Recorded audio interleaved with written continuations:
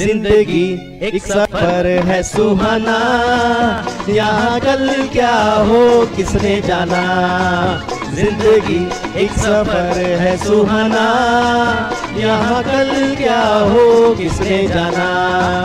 जिंदगी एक सफर है सुहाना, यहाँ कल क्या हो किसने जाना।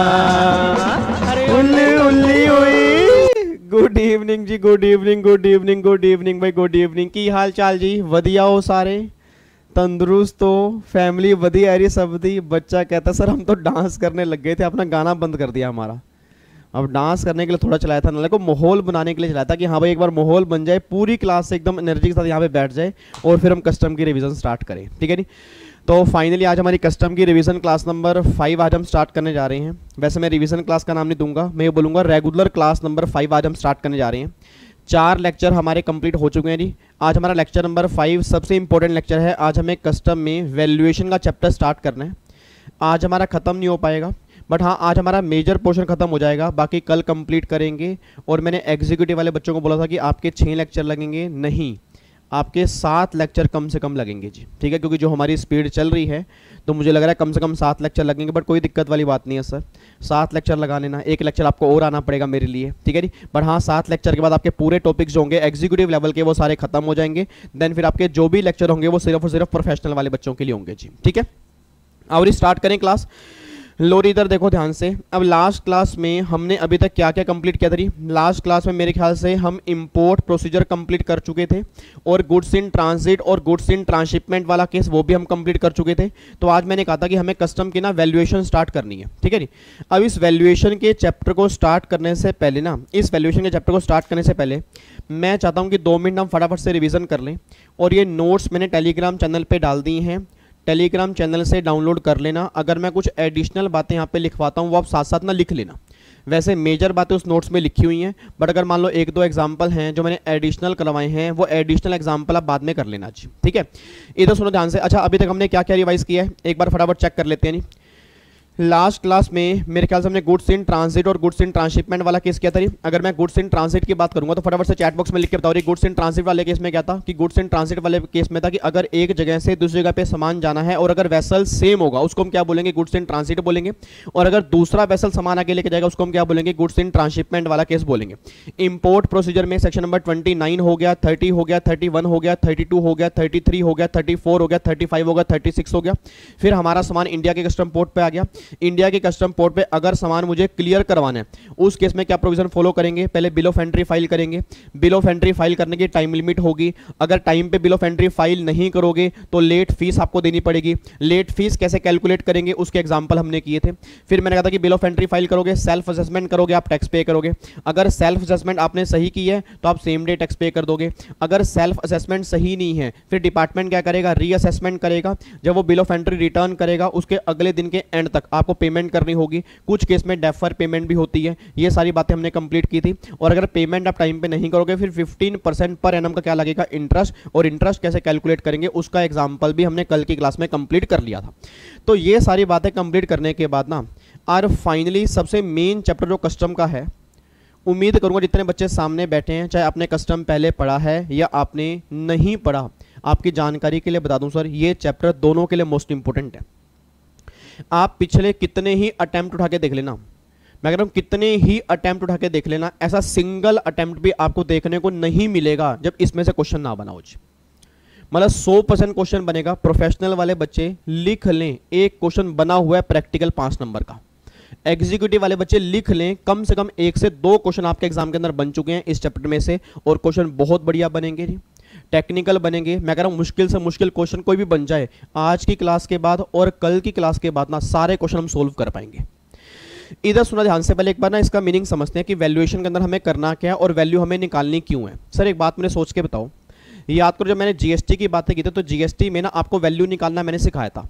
क्या मेरी फैमिली का सिंगल बच्चा भी ये बता सकता है कि अगर मान लो मुझे जीएसटी की लायबिलिटी निकालनी है तो जीएसटी की लायबिलिटी कैसे निकलेगी? जीएसटी की लायबिलिटी निकालने के लिए वैल्यू को रेट से मल्टीप्लाई करेंगे, वैल्यू को रेट से मल्टीप्लाई करेंगे, जीएसटी हमारा निकल के आ जाएगा। रेट हमारे जीएसटी में फिक्स होते हैं 5%, 12%, 18%, 28%, और वैल्यू हमें निकालनी होगी। मेरी क्लास के हर इंटेलिजेंट बच्चा सामने बैठे रही, मुझे फटाफट चैट बॉक्स में लिख दो अगर जीएसटी की वैल्यू निकालनी है। सेक्शन नंबर क्या था? बहुत जबरदस्त आंसर दिया, सेक्शन नंबर 15 ऑफ सीजीएसटी। याद करो 15(1), 15(2), 15(3), 15(4), 15(5). 15(1) में 15(2) ऐड करोगे, 15(3) माइनस करोगे, आपकी वैल्यू निकल के आ जाएगी। दोबारा बोलो, 15(1) में 15(2) ऐड करोगे, 15(3) माइनस करोगे, आपकी वैल्यू निकल के आ जाएगी। 15(4) अगर तुम्हारी वैल्यू 15(1) में कैलकुलेट नहीं हो रही, रूल नंबर 27 से लेकर रूल नंबर 31 तक आपकी वैल्यू निकालोगे।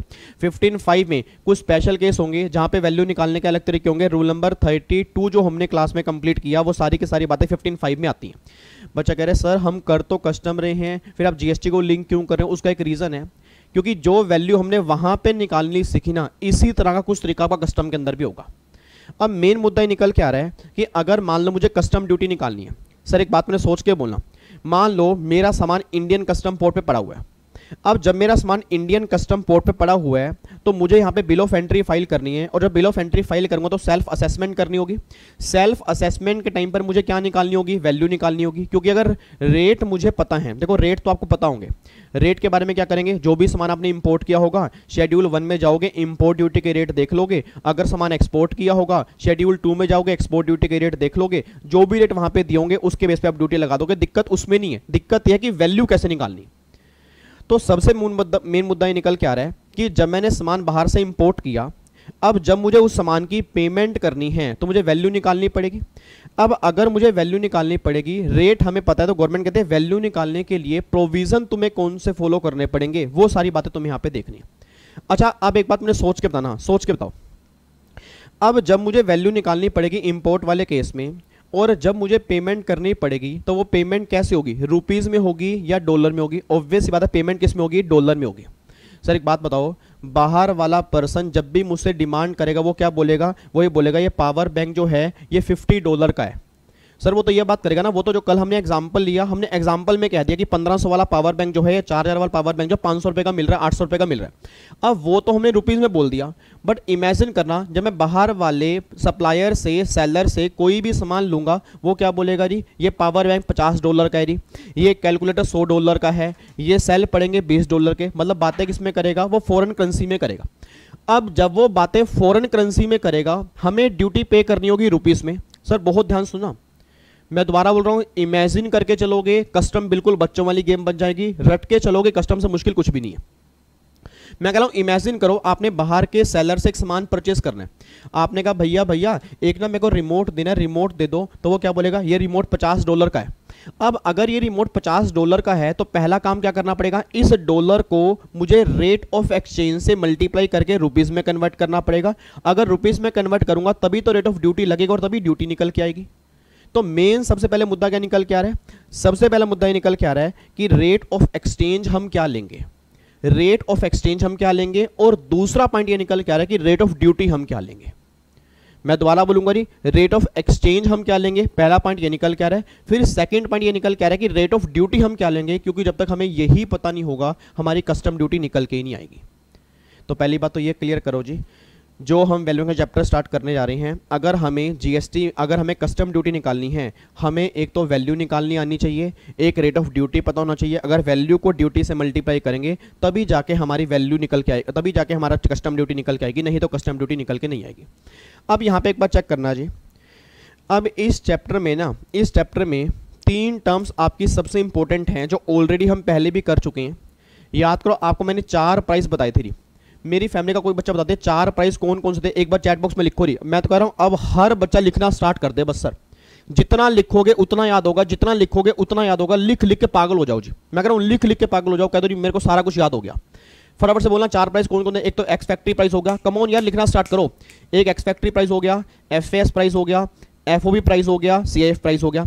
एक्स फैक्ट्री प्राइस मतलब उसकी प्रीमाइस पे जो प्राइस होगा एक्स फैक्ट्री प्राइस होगा। अब सोच के बोला, उसमें अगर ट्रांसपोर्टेशन ऐड करूंगा, उसमें अगर लोकल टैक्स ऐड करूंगा, उसमें अगर इंश्योरेंस ऐड करूंगा तो वो क्या बन जाएगा? एफएएस प्राइस। तो पहली ध्यान रखना, पहला प्राइस हमारा क्या निकल कर रहा है? एफएएस। अब एफएएस का मतलब होता है free along side. Free alongside का मतलब है कि जो वहां पे फॉरेन पोर्ट पे शिप खड़ी है, अभी शिप पे आपने सामान लोड नहीं किया, फॉरेन पोर्ट पे सामान पहुंच चुका है, वहां तक के जो भी खर्चे होंगे वो सारे खर्चे उसमें ऐड होंगे। उसके बाद की रिस्पॉन्सिबिलिटी बायर की होगी, सेलर की नहीं होगी।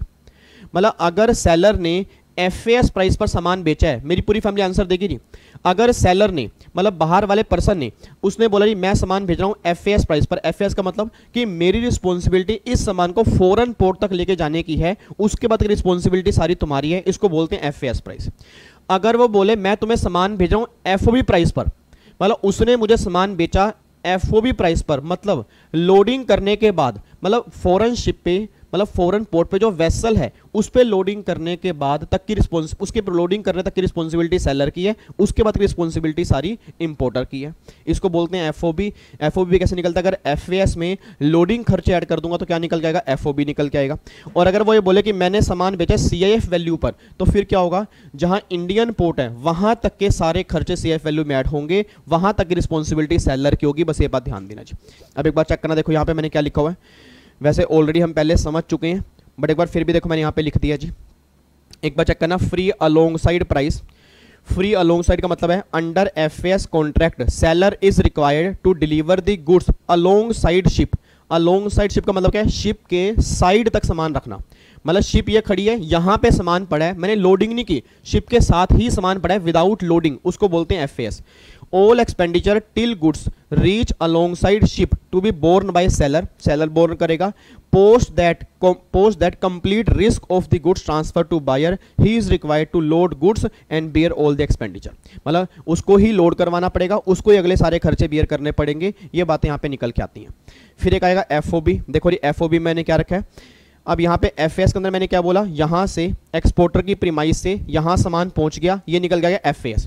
फिर एफएएस में जब ये लोडिंग, अब देखो यहाँ पे लोडिंग हो गई, जब ये लोडिंग ऐड होगी वो क्या बन जाएगा? एफओबी। देखो क्या लिखा है, the seller is responsible for loading. The seller मतलब बाहर वाला party, the seller is responsible for loading the goods on ship, all the expenditure from factory till loading. All the expenditure from factory till loading of goods in ship are undertaken by seller। उसके बाद के जो खर्च होंगे फिर वो सारे buyer के होंगे। फिर एक आता है सीआईएफ वैल्यू। सीआईएफ का मतलब क्या होता है? लोडिंग होने के बाद रास्ते में जो दो खर्च होंगे, ट्रांसपोर्टेशन, इंश्योरेंस, ये आपकी सीआईएफ निकल कर आएगी। तो सेलर की रिस्पॉन्सिबिलिटी आपकी यहाँ तक होगी, ठीक है। उसके बाद के जो भी खर्चे होंगे, मतलब इंडिया में जो भी खर्चे होंगे वो सारे के सारे बायर के होंगे। बस ये बात ध्यान दो। देखो क्या लिखा है, the seller is responsible for the goods for the expenditure till the place of importation, freight, insurance is the responsibility of seller. Post import, post import का मतलब जब यहाँ पे सामान पहुंच गया, फिर जो अनलोडिंग खर्चा होगा, अनलोडिंग खर्चा जो होगा वो सीआईएफ वैल्यू में ऐड नहीं होगा। देखो unloading of goods at the place of importation, custom clearance और payment of duty etcetera borne by buyer, फिर वो रिस्पॉन्सिबिलिटी बायर की होगी।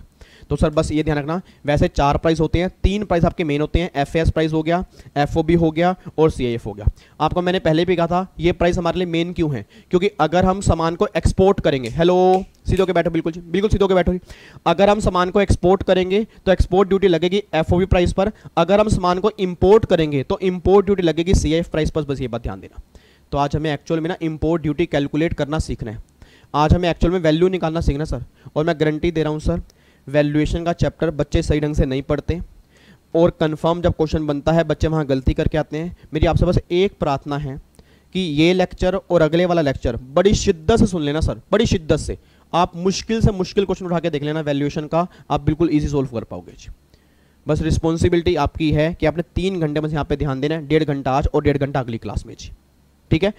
अब यहाँ पे ये 3 प्राइस निकल के आगे। अब देखो मैंने यहाँ पे क्या बोला है कि अगर मुझे कस्टम ड्यूटी निकालनी है, अगर मुझे कस्टम ड्यूटी निकालनी है तो असेसेबल वैल्यू, असेसेबल वैल्यू क्या होगी जी? सीआईएफ वैल्यू को रेट ऑफ एक्सचेंज से मल्टीप्लाई करेंगे, फिर रेट ऑफ ड्यूटी, वो आपकी निकल गई कस्टम ड्यूटी, ठीक है जी। अब मुद्दा ये निकल के आ रहा है कि रेट ऑफ एक्सचेंज हमें किस दिन का लेना होगा और रेट ऑफ ड्यूटी हमें किस दिन की लेनी होगी।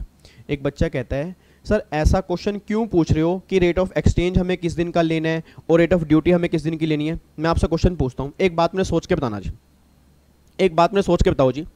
ये इंडिया की ना, ध्यान सुनना जी, ये इंडिया की बेस लाइन है और यहाँ पे ये सारा पानी है, ये सारा पानी है और ये हमारा 12 नॉटिकल माइल्स है, ठीक है जी। अब सोच के बोलना नहीं, अब मैंने कहा था कि जैसे ही सामान ये 12 नॉटिकल माइल्स को क्रॉस करेगा ये किस में कवर हो जाएगा? इंपोर्ट में कवर हो जाएगा। अब जैसे ही 12 नॉटिकल माइल्स को क्रॉस किया, ये कवर हो गया इंपोर्ट में। अब जिस दिन इसने 12 नॉटिकल माइल्स का एरिया क्रॉस किया होगा, उस दिन रेट ऑफ ड्यूटी अलग होगी, उस दिन रेट ऑफ एक्सचेंज अलग होंगे। तो अगर उस दिन ड्यूटी अलग होगी, उस दिन रेट ऑफ एक्सचेंज अलग होंगे, और फिर जब बाद में बिल ऑफ एंट्री फाइल करूंगा, क्या पता उस दिन रेट ऑफ ड्यूटी अलग हो, उस दिन रेट ऑफ एक्सचेंज अलग हो। तो मुझे यह समझ नहीं आ रहा कि फिर जब मैं वैल्यू निकालूंगा, तो वैल्यू निकालने के लिए रेट ऑफ एक्सचेंज मैं किस दिन के लूंगा। भाई जिस दिन इंपोर्ट हो गया उस दिन के रेट लूंगा, या जिस दिन बिल ऑफ एंट्री फाइल करेंगे उस दिन के लूंगा। ऐसे ही रेट ऑफ ड्यूटी मैं किस दिन की लूंगा, जिस दिन 12 नॉटिकल माइल्स को क्रॉस किया उस दिन के लूंगा, क्योंकि इंपोर्ट तो उस दिन हो चुका है। आपको मैंने पहले भी कहा था कि जहां इंपोर्ट हुआ, इंपोर्ट ड्यूटी लेवी हो चुकी है। जहां इंपोर्ट हुआ, इंपोर्ट ड्यूटी लेवी हो चुकी है, कलेक्शन होगा बिल ऑफ एंट्री पर। तो जब मेरे को कस्टम ड्यूटी पे करनी होगी, तो रेट ऑफ ड्यूटी जो मुझे लेना होगा वो मुझे इंपोर्ट जब 12 नॉटिकल माइल्स में क्रॉस गया उस दिन का लेना होगा, या जब बिल ऑफ एंट्री फाइल करूंगा उस दिन का लेना होगा। या ऐसा भी तो हो सकता है, आपको मैंने कहा था कि जब ये वेसल यहां पे आएगा, इसको अनलोडिंग परमिशन मिलती है, एंट्री इनवर्ड मिलती है ना, ठीक है। या एयरक्राफ्ट जब अराइव करेगा, तो मतलब अलग अलग दिन के अलग अलग रेट होंगे। तो मुझे रेट कौन से दिन का लेना होगा और रेट ऑफ एक्सचेंज कौन से दिन का लेना होगा, ये सारी बातें देखनी है। और कंफ्यूजन क्या आती है, और कंफ्यूजन क्या आती है, दूसरी कंफ्यूजन ये आती है कि रेट ऑफ एक्सचेंज चलो मुझे किस दिन का लेना है वो तो गवर्नमेंट बता देगी, बट मुझे ये भी तो पता लगे कि मुझे लेना कौन सा है। सर लेना कौन सा मतलब, लेना कौन सा का मतलब ये है, आज रिजर्व बैंक ऑफ इंडिया के भी रेट ऑफ एक्सचेंज होते हैं, और जब कस्टम की वैल्यू निकालनी होती है तो इनका डिपार्टमेंट CBIC जो है उसके भी रेट ऑफ एक्सचेंज होते हैं। अब क्वेश्चन में आपको रेट ऑफ एक्सचेंज दोनों के दिए होंगे। वो ये बोलेगा कि $1 70 रुपए का है, $1 70 रुपए का है, रिजर्व बैंक ऑफ इंडिया कह रहा है, और CBIC कह रहा है $1 का प्राइस 69 है। अब वो कह रहा है 70, ये कह रहा है 69। अब अगर मुझे फॉरेन करेंसी को रुपीस में कन्वर्ट करना है तो मैं कौन से प्राइस को बेस बनाऊं, रिजर्व बैंक ऑफ इंडिया या CBIC।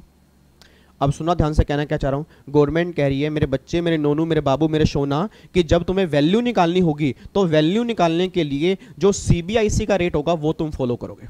हाँ, जब तुम्हें प्रैक्टिकल लाइफ में पेमेंट करनी है, जब तुम्हें सेलर को पेमेंट करनी है, उस टाइम रेट लोगे रिजर्व बैंक ऑफ इंडिया का। बट जब तुम्हें कस्टम में वैल्यू निकालनी होगी तो वैल्यू निकालने के लिए ऑलवेज आप रेट कंसीडर करोगे CBIC। बस ये बात ध्यान देना। तो मैं पूरी फैमिली से बात कहना चाहता हूं सर, गलती से भी ये गलती मत कर देना कि आप गलती से रिजर्व बैंक ऑफ इंडिया का रेट लिखाओ। Answer is no. आपके एग्जाम में कंफर्म क्वेश्चन बनेगा कि हमें अगर वैल्यू निकालनी है तो रेट ऑफ एक्सचेंज हमें किसका लेना होता है, जो रेट CBIC नोटिफाइड करेगा उसका रेट हमें लेना होगा। बस ये बात ध्यान दो। अब बस मेन मुद्दा यह है किस दिन का लेना है। मेन मुद्दा बस क्या रह गया, किस दिन का लेना है। लेना CBIC का है, ये मुझे क्लियर हो गया, लेना किस दिन का है अब बस ये रह गया जी। आओ जी मैं आपको दिखाता हूं। देखो जी, rate of duty relevant date, किस दिन का रेट लेना है जी। सेक्शन 15 आपको बताएगा कस्टम में, एक सेक्शन 15 है वो आपको बताएगा। शेड्यूल 1 इंपोर्ट ड्यूटी के लिए शेड्यूल 1 के पास जाओगे, एक्सपोर्ट ड्यूटी के लिए आप शेड्यूल 2 के पास जाओगे, ये मैंने आपको बता ही दिया था। अब यहाँ पे इधर देखो ध्यान से, अब सबसे पहले चेक कर रहे हैं, वैल्यू निकालने से पहले हम ये चेक कर रहे हैं कि relevant date of duty, relevant date of duty and rate of exchange, मतलब ड्यूटी हमें किस दिन की लेनी है और रेट ऑफ एक्सचेंज हमें किस दिन का लेना है, पहले वो बताने जा रहा हूँ जी। क्या नाम है आपका? हर्षित। हर्षित मेरे को एक बात बताओ, हर्षित मेरे को एक बात बताओ, क्या हुआ? नहीं हुआ क्या, झूठ मत बताना। देखो इतना उदास चेहरा मैंने कभी किसी का नहीं देखा। मतलब क्या हुआ, ऐसे उदास चेहरा हो गया है, मतलब बच्चे के ना गाल ना ऐसे लटक गए हैं।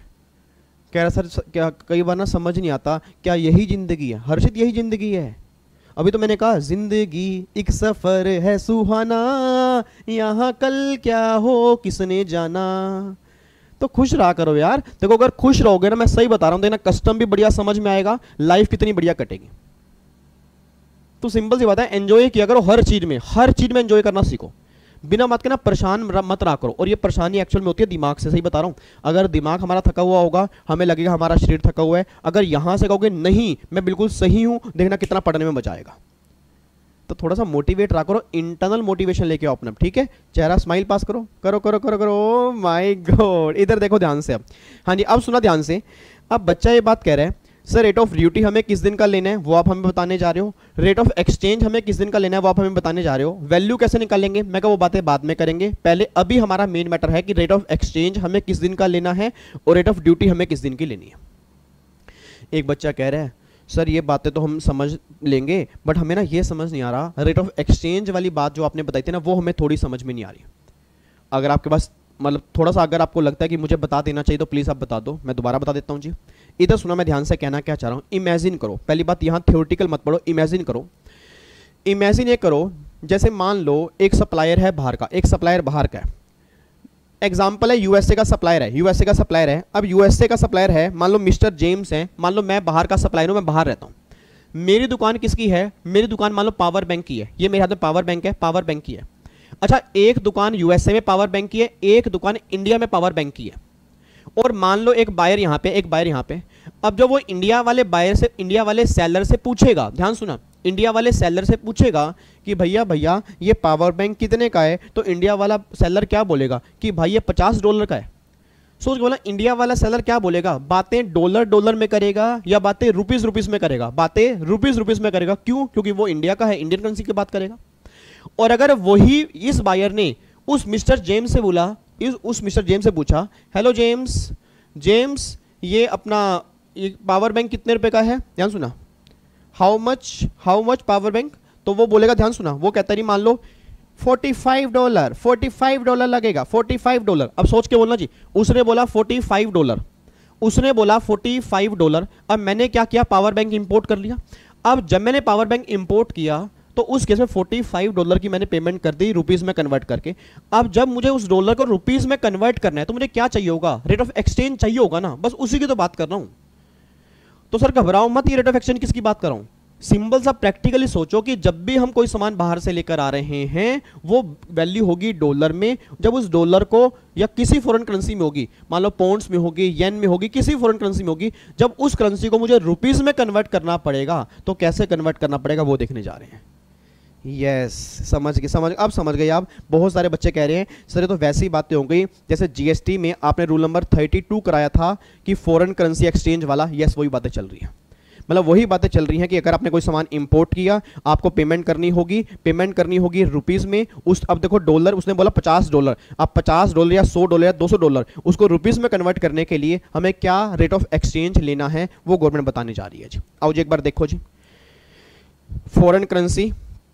फॉरेन करेंसी को मल्टीप्लाई करेंगे रेट ऑफ एक्सचेंज से, फिर मल्टीप्लाई करेंगे रेट ऑफ ड्यूटी से, तो आपका कस्टम ड्यूटी निकल के आएगी। अब देखो पहले चेक करो रेट ऑफ एक्सचेंज हमें किस दिन का लेना है। देखो क्या, देखो रेट ऑफ एक्सचेंज हमें लेना है गिवन बाय सीबीआईसी। पहली बात तो given by CBIC as on the date when bill of entry filed under section 46। मैं दोबारा बोलूंगा जी, given by CBIC as on the date when bill of entry filed under section 46। मैं दोबारा बोलूंगा जी, जब आपने बिल ऑफ एंट्री फाइल की होगी अंडर सेक्शन 46 की, उस दिन का रेट ऑफ एक्सचेंज लेना है। बस ये बात ध्यान दो जी, मैं दोबारा बोल रहा हूं, जब आपने बिल ऑफ एंट्री फाइल की होगी अंडर सेक्शन 46 की, उस दिन जो भी रेट ऑफ एक्सचेंज होगा सीबीआईसी का वो आपको लेकर चलना है। बस ये बात ध्यान दो जी, ठीक है। और यहां पे कोई ये नहीं है बाइंग रेट क्या होगा, सेलिंग रेट क्या होगा, एक ही रेट दिया होगा। और जो रेट दिया होगा सीबीआईसी का किस दिन का? जिस दिन बिल ऑफ एंट्री फाइल करोगे अंडर सेक्शन 46। यहां पे सर बहुत ध्यान देने वाली बात है, सेक्शन 46 की बिल ऑफ एंट्री कह रहे हैं। याद करो सर, कल की क्लास में अगर किसी बच्चे को ध्यान आ रहा हो, जब वेयर हाउस में कोई सामान पड़ा है, वेयर हाउस से अगर हम उस सामान कोई घर लेके आते हैं तो उस time bill of entry file करते हैं 68 की, तो गवर्नमेंट कहती है तुम्हें bill of entry under section 68 जब फाइल की उस दिन का नहीं रेट ना, जब तुमने बिल ऑफ एंट्री फाइल की होगी अंडर सेक्शन 46 उस दिन का रेट ऑफ एक्सचेंज होगा वो तुम्हें लेना। बस ये बात ध्यान दो जी। तो इतने बच्चे मेरी फैमिली के सामने बैठे हैं, अभी हम प्रैक्टिकल क्वेश्चन करेंगे, टेंशन मत लो बिल्कुल भी। अभी हम प्रैक्टिकल क्वेश्चन करेंगे, आराम से करेंगे, शिद्दत से करेंगे, बट अभी अपने दिमाग में लेके चलो कि जो हमें रेट ऑफ एक्सचेंज लेना है वो लेना है सीबीआईसी का, और वो उस दिन का लेना है जिस दिन bill of entry under section 46 की फाइल की जाएगी, उस दिन का जो रेट होगा उस रेट को हम लेके चलेंगे। ये बात क्लियर हो गई। अब आ रहा है रेट ऑफ ड्यूटी किस दिन की लेनी है। रेट ऑफ ड्यूटी कहती है government when bill of entry file under section 46, जब आपने बिल ऑफ एंट्री फाइल किया under section 46 for home consumption. ये पता कौन सा केस है? जब आपने व्हाइट कलर की बिल ऑफ एंट्री फाइल किया, जब आपने व्हाइट कलर की बिल ऑफ एंट्री फाइल किया है। याद करो मैंने कहा था कि व्हाइट कलर की बिल ऑफ एंट्री फाइल करनी होती है जब मुझे डायरेक्टली सामान घर लेके आना है, जब मुझे डायरेक्टली सामान घर लेके आना है। तो गवर्नमेंट कह रही है अगर तुम्हें डायरेक्टली सामान घर लेके आना है उस केस में तुम रेट ऑफ ड्यूटी क्या लोगे, अब बताने जा रहे हैं, ठीक है जी। और जब तुम्हें डायरेक्टली घर लेके नहीं आना, पहले तुम्हें वहां से वेयर हाउस लेके जाना है, फिर वेयर हाउस से घर लेके आना है, तो बिल ऑफ एंट्री फाइल करोगे अंडर सेक्शन 68, याद करो ग्रीन कलर की। और जब तुम ग्रीन कलर की बिल ऑफ एंट्री फाइल करोगे, जब तुम ग्रीन कलर की बिल ऑफ एंट्री फाइल करोगे, उस टाइम पर रेट ऑफ ड्यूटी क्या लेनी पड़ेगी, उसका मैटर अलग है।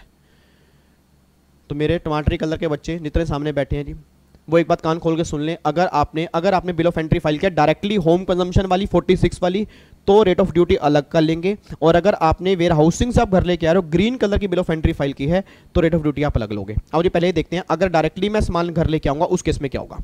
देखो जी, अगर डायरेक्टली मैं घर लेके आ रहा हूं, तो date of filing bill of entry, जिस दिन आपने बिल ऑफ एंट्री फाइल की उस दिन का जो रेट होगा, और date of entry inward in case of vessel, date of entry inward in case of vessel, और date of arrival in case of aircraft और vehicle whichever is later. नहीं आया सर समझ, एक बार दोबारा से। गवर्नमेंट कहना चाह रही है कि अगर डायरेक्टली आप सामान घर लेके आ रहे हो, अगर डायरेक्टली सामान घर लेके आ रहे हो, उस केस में जब आपने बिल ऑफ एंट्री फाइल की वो दिन, और एंट्री इनवर्ड अराइवल नहीं, वेसल वाले केस में है एंट्री इनवर्ड, वेसल को छोड़ के बाकी दो केस होंगे एयरक्राफ्ट और व्हीकल वाले केस में अराइवल, उसमें अराइवल है।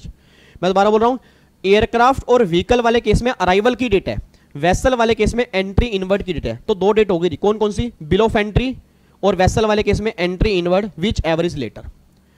एयरक्राफ्ट और व्हीकल वाले केस में बिल ऑफ एंट्री और arrival whichever is later, जो भी लेटर होगा उस दिन का जो रेट होगा ना, वो तुम्हें रेट लेके चलना है।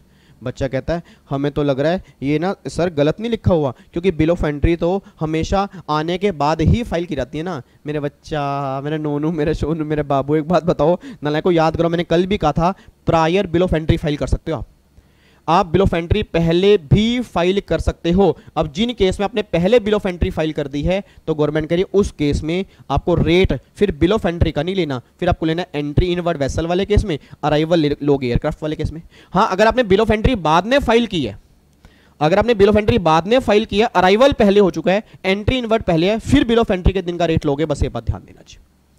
तो सिंपल सी बात ये निकल के आ रही है कि भैया अगर आपने डायरेक्टली घर लेके आना है, उस केस में रेट आपको लेना पड़ेगा बिल ऑफ एंट्री और entry inward whichever is later, या बिल ऑफ एंट्री और arrival whichever is later, इसका रेट आपको लेना पड़ेगा। सर अगर मैं वेयर हाउस से घर लेके आ रहा हूं, अगर मैं सामान वेयर हाउस से घर लेके आ रहा हूं, तो फिर तो गवर्नमेंट कहती है भैया जब तुमने बिल ऑफ एंट्री फाइल की होगी 68 की एक्स बॉन्ड, जिसको बोलते हैं नॉर्मली एक्स बॉन्ड बोलते हैं, 68 की जब बिल ऑफ एंट्री फाइल की होगी, उस दिन का जो रेट होगा ना, बस वो रेट तुम्हें लेके चलना है। ठीक है। अब ये तो है रेट ऑफ ड्यूटी हमें किस दिन की लेनी है। एक बार दोबारा से ये डायग्राम आपके सामने बना हुआ है, कूल माइंड से सोचो मैंने क्या कहा है। मैंने ये कहा है आज हमें चैप्टर स्टार्ट किया वैल्यूएशन, आज हमने चैप्टर स्टार्ट किया वैल्यूएशन का कि वैल्यू कैसे निकालनी है। बट वैल्यू निकालने से पहले हम बातें कर रहे हैं कि जो फॉरेन करेंसी होगी उसको रेट ऑफ एक्सचेंज से मल्टीप्लाई करना पड़ेगा। तो रेट ऑफ एक्सचेंज हम किस दिन का लेंगे और कौन सा लेंगे, रेट ऑफ ड्यूटी हम किस दिन की लेंगे, हम ये देखने जा रहे हैं। तो गवर्नमेंट कह रही है भैया रेट ऑफ एक्सचेंज तो ना तुम आंखें बंद करके एक लाइन लिख लो, जिस दिन तुमने बिल ऑफ एंट्री फाइल की होगी अंडर सेक्शन 46, जिस दिन तुमने बिल ऑफ एंट्री फाइल की होगी अंडर सेक्शन 46 की, उस दिन का रेट ऑफ एक्सचेंज लेना है और सीबीआईसी वाला लेना है, रिजर्व बैंक ऑफ इंडिया का नहीं लेना। ये बात तो क्लियर हो गई। अब चलो जी, रेट ऑफ एक्सचेंज तो क्लियर हो गया। अब आ गया मुद्दा रेट ऑफ ड्यूटी का। रेट ऑफ ड्यूटी हमें क्या लेना है, वो डिपेंड करता है कि तुम डायरेक्ट क्लियरेंस कर रहे हो या इनडायरेक्ट क्लियरेंस कर रहे हो। डायरेक्ट का मतलब कि इंडियन पोर्ट से सीधा तुम सामान घर लेके आ रहे हो, या तुम पहले वेयर हाउस में लेके गए थे फिर वेयर हाउस से घर लेके आ रहे हो, दो केस होंगे। अगर तुम सीधा सामान घर लेके आ रहे हो, अगर तुम सीधा सामान घर लेके आ रहे हो मतलब पोर्ट से घर लेके आ रहे हो, तुम वेयर हाउस वाला केस नहीं एप्लीकेबल कर रहे, उस केस में जब तुम बिल ऑफ एंट्री फाइल करोगे और entry inward in case of vessel whichever is later, और एयरक्राफ्ट और व्हीकल वाले केस में date of bill of entry और arrival date whichever is later, जो लेटर डेट होगी उसका रेट लोगे। और वेयर हाउस वाले केस में जब बिल ऑफ एंट्री फाइल करोगे अंडर सेक्शन 68 की, उस दिन का जो रेट होगा वो रेट आप लेके चलोगे। सर आप ना हमें ना क्वेश्चन करा देना ताकि हमें समझ में आए आप कहना क्या चाह रहे हो। मैं आपको बताता हूँ मैं कहना क्या चाह रहा हूँ। ये देखो जी, ये आपके सामने क्वेश्चन है, ये आपके सामने क्वेश्चन है, बहुत ध्यान से क्वेश्चन देखना जी, बहुत ध्यान से क्वेश्चन देखना। वीजी लिमिटेड मतलब मैंने गुड्स इंपोर्ट किया from Japan, goods import by vessel. मैंने कैसे इंपोर्ट किया, वेसल से इंपोर्ट किया। मैंने कैसे इंपोर्ट किया, वेसल से। 5 बार बोलो चैट बॉक्स में। नालायक, चैट बॉक्स में 5 बार बोलो बोलो बोलो बोलो बोलो। बच्चा कह रहा है मैं नहीं बोलूंगा, बोलो फटाफट 5 बार बोलो। 5 बार कैसे इंपोर्ट किया है? Vessel vessel vessel vessel vessel, दोबारा बोलो vessel vessel vessel vessel vessel. क्यों कह रहा हूं? क्योंकि यहां पे कंपैरिजन एंट्री इनवर्ड से करोगे, अराइवल की डेट से नहीं करोगे। अब देखो यहां पे असेसेबल वैल्यू $1,00,000 की है, तो $1,00,000 के लिए हमें रेट ऑफ एक्सचेंज चाहिए और रेट ऑफ ड्यूटी चाहिए, तभी तो जाके ड्यूटी का अमाउंट निकलेगा। वो कह रहे हैं date of filing of bill of entry under section 46 10 जनवरी। 10 जनवरी को आपने बिल ऑफ एंट्री फाइल की 46 की, बहुत बढ़िया जी।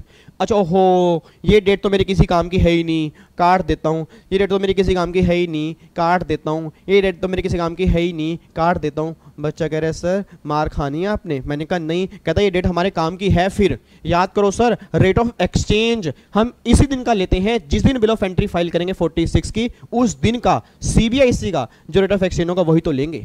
मैं कहा यार कमाल हो गया। आगे देखो जी, डेट ऑफ अराइवल दी है वेसल की 15 जनवरी को, डेट ऑफ एंट्री इनवर्ट दिया 18 जनवरी को। आपने बोल दो, आपने बोल दो वेसल वाले केस में क्या लूंगा? वेसल वाले केस में कंपैरिजन किससे करेंगे, अराइवल या एंट्री इनवर्ट?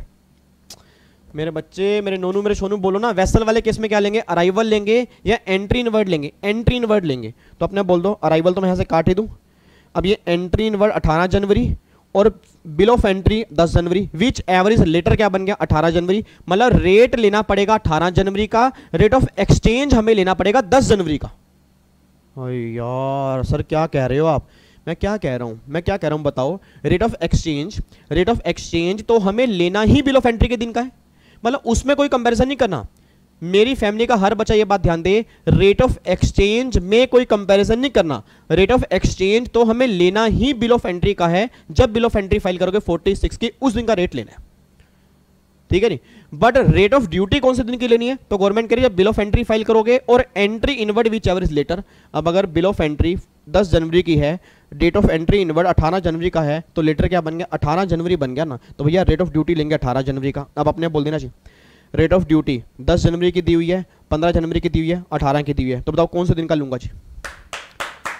आंसर तो फटाफट से जी, 10 जनवरी, 15 जनवरी, 18 जनवरी। बहुत कमाल कर दी, आग लगा दी, जबरदस्त तरीके से काम करते हो यार। आपका लेंगे जी 18%। ये बात क्लियर है। रेट ऑफ एक्सचेंज दिया हुआ है CBIC, Reserve Bank of India. बताओ कौन सा लूं जी?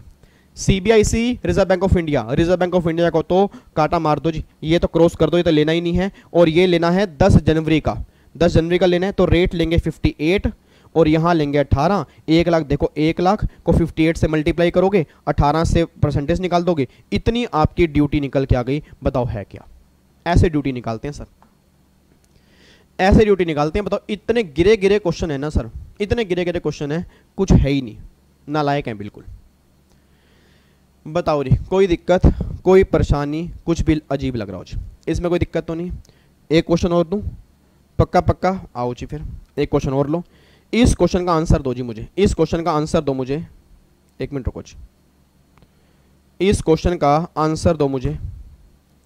मेरे सवालों का जवाब दो दो। हाँ, असेसेबल वैल्यू 1.5 लाख रुपए की, असेसेबल वैल्यू 1.5 लाख रुपए की। Date of arrival of vessel, vessel वाला केस है, 10 जनवरी को वेसल आया, एंट्री इनवर्ड 15 जनवरी को है, और बिल ऑफ एंट्री फाइल की है 46 वाली 22 जनवरी को। मतलब बिल ऑफ एंट्री बाद में फाइल किया जी, बिल ऑफ एंट्री बाद में फाइल किया जी। मतलब वेसल पहले आ गया, एंट्री इनवर्ड पहले फाइल हो गई, और बिल ऑफ एंट्री फाइल किया 22 जनवरी को।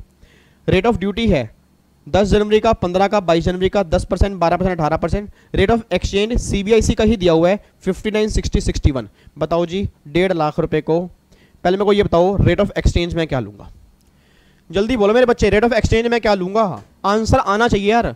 रेट ऑफ एक्सचेंज में क्या लूंगा? जिस दिन, हाँ हाँ बिल्कुल सही बोल रहे हो, जिस दिन आप बिल ऑफ एंट्री फाइल करोगे अंडर सेक्शन 46, जिस दिन आप बिल ऑफ एंट्री फाइल करोगे अंडर सेक्शन 46, उस दिन का लूंगा रेट ऑफ एक्सचेंज। तो बताओ बिल ऑफ एंट्री 46 की मैंने फाइल की है 22 जनवरी को, तो 22 जनवरी का रेट लूंगा 61, तो 61 से तो मल्टीप्लाई कर दिया।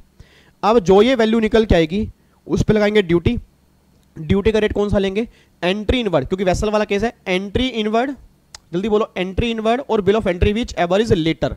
अब यहाँ पे एंट्री इनवर्ड 15 जनवरी है, बिल ऑफ एंट्री 22 जनवरी है, तो लेटर क्या बनेगा? बिल ऑफ एंट्री ही बनेगा, तो रेट लगेगा 18% का। तो मतलब इस केस में दोनों ही सेम डेट के लेंगे। अब ये ड्यूटी आपकी निकल के आ जाएगी। अब एक बार बताओ जी, 1.5 लाख को अगर मैं 61 से मल्टीप्लाई करूं और 18% लगाऊं तो सर 16,47,000 पे ये मेरी कस्टम ड्यूटी निकल के आ रही है। बताओ क्या क्वेश्चन है जी। बच्चा कह रहा है कस्टम बड़ा मुश्किल है सर। कस्टम ये समझ में ना आता सर, कस्टम ये समझ में ना आता। समझ में आता ना, ऐसा कैसे ना आएगा, समझ में तो आएगा। ये कुछ भी कर लो, समझा के तो मानेंगे इसको भी। बताओ इसके अंदर है क्या सर, सिंपल सी बात है, entry inward, entry inward bill of entry, later वाला तो ले लोगे आप रेट ऑफ ड्यूटी, और रेट ऑफ एक्सचेंज तो फिक्स है कि जिस दिन 46 के बिल ऑफ एंट्री फाइल करोगे उस दिन का लेना है जी। ठीक है, बच्चा कह रहा है सर आप हमें एक और क्वेश्चन दे दो, बस लास्ट क्वेश्चन दे दो फिर हम आगे बढ़ेंगे। चलो लास्ट क्वेश्चन है जी, एग्जाम्पल 3, ये लिख लेना जी, अब उसमें दिया नहीं हुआ आपका। Import by air, import by air, आपने गुड्स इंपोर्ट किया बाय एयर, ठीक है नहीं। डेट ऑफ अराइवल है 18 जनवरी 2021, bill of entry file for home consumption under section 46, 15 जनवरी 2021, ठीक है नहीं। 18 जनवरी दिया हुआ है और ये 15 जनवरी दिया हुआ है जी। Rate of exchange CBIC 60 65, rate of duty है 18 जनवरी को 12%, 15 को 10%, और वैल्यू है $1,00,000 जी। बताओ जी इस केस में क्या करेंगे, इस केस के अंदर क्या करेंगे। एयर वाले केस में नहीं, एयर वाले केस में एंट्री इनवर्ड तो होता ही नहीं है, एयर वाले केस में एंट्री इनवर्ड तो होता नहीं है। आपको मैंने पहले बताया था एंट्री इनवर्ड वाला कॉन्सेप्ट ही वेसल वाले केस में। तो अगर एयर वाले केस में एंट्री इनवर्ड होता ही नहीं है तो इसमें से लेटर क्या बनेगा 18 जनवरी, तो भैया 1,00,000, और बिल ऑफ एंट्री फाइल के 46 की 15 जनवरी को, तो 15 जनवरी का तो पहले मल्टीप्लाई कर लो 65 से, और ये हमें लेना है लेटर, लेटर हमारी कौन है 18 जनवरी, तो 18 जनवरी का रेट है 12%। बताओ ये आंसर आएगा जी, ये आंसर आएगा। बताओ इसके अंदर था क्या जी, मतलब बिल्कुल गिरा हुआ जी, बिल्कुल गिरा हुआ। रेट ऑफ एक्सचेंज तो सर आप गलती मत कर देना, कई बच्चे अभी भी रेट ऑफ एक्सचेंज लेने में गलती कर रहे हैं, मुझे पता है। और जबकि मैं कम से कम 10 बार रिपीट कर चुका हूं आज की क्लास में कि जब बिल ऑफ एंट्री फाइल करोगे अंडर सेक्शन 46 की, उस दिन का रेट ऑफ एक्सचेंज लेना है। आपको मेन बस ध्यान देना है कि रेट ऑफ ड्यूटी क्या लेनी है।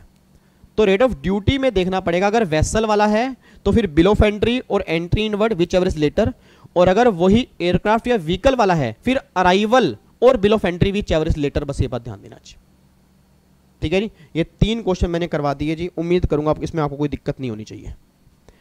पक्का पक्का कोई दिक्कत तो नहीं है। तो ये हमारा केस हो गया कि रेट ऑफ एक्सचेंज हमें कौन सा लेना पड़ेगा और रेट ऑफ ड्यूटी हमें कौन सी लेनी पड़ेगी। बाकी टेंशन मत लो, जब इसके प्रैक्टिकल क्वेश्चन करेंगे बड़े बड़े, एग्जीक्यूटिव वाले बच्चे को जब मैं एमसीक्यूज कराऊंगा, प्रोफेशनल वाले बच्चे को प्रैक्टिकल क्वेश्चन कराऊंगा, उसमें तो ये आएंगे ही आएंगे, क्योंकि ऑब्वियस बात है जब भी हमें ड्यूटी निकालनी पड़ेगी तब तो ये आएगा ही आएगा। उसके अंदर फिर दोबारा हम मतलब प्रैक्टिस करेंगे कि हम कैसे करते हैं जी, ठीक है। अब मुझे एक बार बस ये कंक्लूड करो अभी तक हमने क्या किया जी, अब मुझे बस ये कंक्लूड करो अभी तक हमने क्या किया। बच्चा कह रहा है सर अभी तक ना हमने चैप्टर स्टार्ट किया था वैल्यूएशन का, हमें वैल्यू निकालनी है। वैल्यू हमें क्यों निकालनी है, क्योंकि कल आपने कहा था भैया जब इंडियन पोर्ट पे सामान आएगा, तो इंडियन पोर्ट पे जब भी सामान आएगा आप बिल ऑफ एंट्री फाइल करने जाते हो, तो बिल ऑफ एंट्री फाइल करते हो सेल्फ असेसमेंट करते हो, उसमें वैल्यू चाहिए होती है, रेट ऑफ एक्सचेंज हमें चाहिए होता है, रेट ऑफ ड्यूटी चाहिए होती है, तभी तो ड्यूटी निकल के आती है। अब कल तो आपने ये बता दिया कि ड्यूटी कब पे करनी है, बिल ऑफ एंट्री कब फाइल करनी है, वो तो समझ में आ गया। सर कल की क्लास में आपने ये बता दिया कि ड्यूटी कब पे करनी होती है, बिल ऑफ एंट्री कब फाइल करनी होती है, ये आपने बता दिया। बट आपने ये तो कल बताया ही नहीं था कि ड्यूटी निकालने के लिए वैल्यू चाहिए, रेट ऑफ एक्सचेंज चाहिए, रेट ऑफ ड्यूटी चाहिए। तो इसको कैसे निकालेंगे, तो वो आज हमने स्टार्ट किया। आपने अभी तक ये कहा है कि वैल्यू निकालना हम सीख लेंगे, मेन है रेट ऑफ एक्सचेंज और रेट ऑफ ड्यूटी। तो आपने कहा रेट ऑफ एक्सचेंज लेना होता है जिस दिन बिल ऑफ एंट्री फाइल करते हो अंडर सेक्शन 46 की, उस दिन का एक्सचेंज रेट हमें लेना था, और वो भी CBIC वाला। रेट ऑफ ड्यूटी हमें किस दिन की लेनी है, वो डिपेंड करता है कि आपने सामान इंपोर्ट किससे किया है। अगर आपने वेसल से इंपोर्ट किया होगा तो एंट्री इनवर्ड और bill of entry whichever is later, और अगर वही आपने वेसल को छोड़ के किसी और मोड से इंपोर्ट किया होगा उस केस में अराइवल और bill of entry whichever is later, इसका ले लोगे रेट ऑफ ड्यूटी, उसका ले लोगे रेट ऑफ एक्सचेंज। यहां तक हमारा सारा काम हो गया। अब ये सारी बातें कंप्लीट करने के बाद ना अब मुद्दा आता है कि अब वैल्यू कैसे निकालें। लो जी अब यहां से स्टार्ट हो रहा है वैल्यू निकालने का तरीका। इधर देखो ध्यान से, अब वैल्यू निकालने का तरीका क्या है जी। अब गवर्नमेंट ये बात कहती है कि अगर आपको वैल्यू निकालनी है, अगर आपको वैल्यू निकालनी है, जैसे आपने जीएसटी में कहा था कि 15(1) में 15(2) ऐड करेंगे, 15(3) माइनस करेंगे, आपकी वैल्यू निकल के आ जाएगी। ऐसे ही कस्टम में ये लिखा हुआ है कि सेक्शन 14(1) में, सेक्शन 14(1) की वैल्यू में हम रूल 10(1) ऐड करेंगे, हम रूल 10(2) ऐड करेंगे तो तुम्हारी वैल्यू निकल के आ जाएगी। मतलब वहां पे सेक्शन में सेक्शन ऐड करना था, जीएसटी में सेक्शन ऐड करना था, यहां पे सेक्शन में रूल ऐड करना है। मतलब यहां पे जो एडजस्टमेंट दी है ना एडिशन वाली, वो रूल्स में दी है।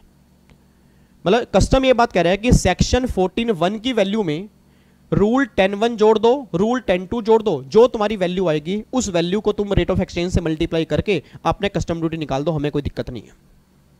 अब बच्चा ये बात कह रहा है सर सेक्शन 14(1) में लिखा क्या है? वही लिखा है जो जीएसटी में 15(1) में लिखा था। क्या मेरी फैमिली का सिंगल बच्चा ऐसा है जो ये बता दे कि जीएसटी में हम वैल्यू किसको मानते थे? जी एक बार चैट बॉक्स में लिख के बताओ, जीएसटी में हम वैल्यू किसको मानते थे? एक बार लिख के बताना जी, जीएसटी में हम वैल्यू किसको मानते थे? बहुत जबरदस्त आंसर दिया, बहुत कमाल कर दिया आपने, दैट इज ट्रांजैक्शन वैल्यू। याद करो सर, मैंने वहां पे कहा था कि ट्रांजैक्शन वैल्यू को ही हम तुम्हारी वैल्यू मान लेंगे, ट्रांजैक्शन वैल्यू को ही हम तुम्हारी वैल्यू मान लेंगे अगर कुछ कंडीशन सेटिस्फाइड है। कोई बच्चा मेरी फैमिली का कंडीशन बताना चाहता हो जी?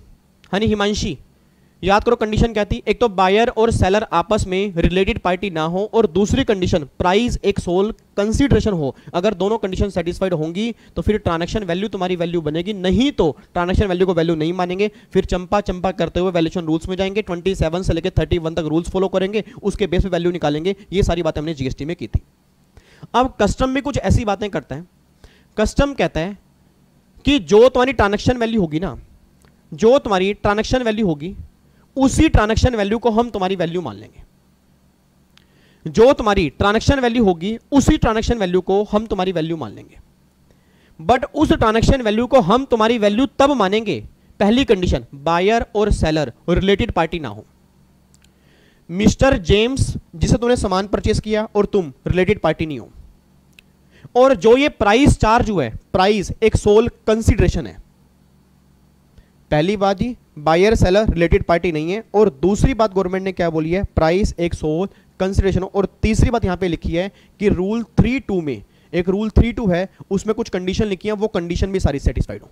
और आपकी जानकारी के लिए बोल दूं, रूल 3(2) में टोटल मिला के 4 कंडीशन है, टोटल मिला के 4 कंडीशन है, उसको आप बाद में देखोगे। अभी बस ये देखना कि 2 कंडीशन तो ये हैं, बायर सेलर रिलेटेड पार्टी ना हो, प्राइस एक सोल कंसीडरेशन हो, और रूल 3(2) की 4 कंडीशन सेटिस्फाइड हो। अगर ये सारी कंडीशन सेटिस्फाइड होंगी फिर तुम्हारी ट्रांजैक्शन वैल्यू को वैल्यू मानेंगे, नहीं तो ट्रांजैक्शन वैल्यू को वैल्यू नहीं मानेंगे।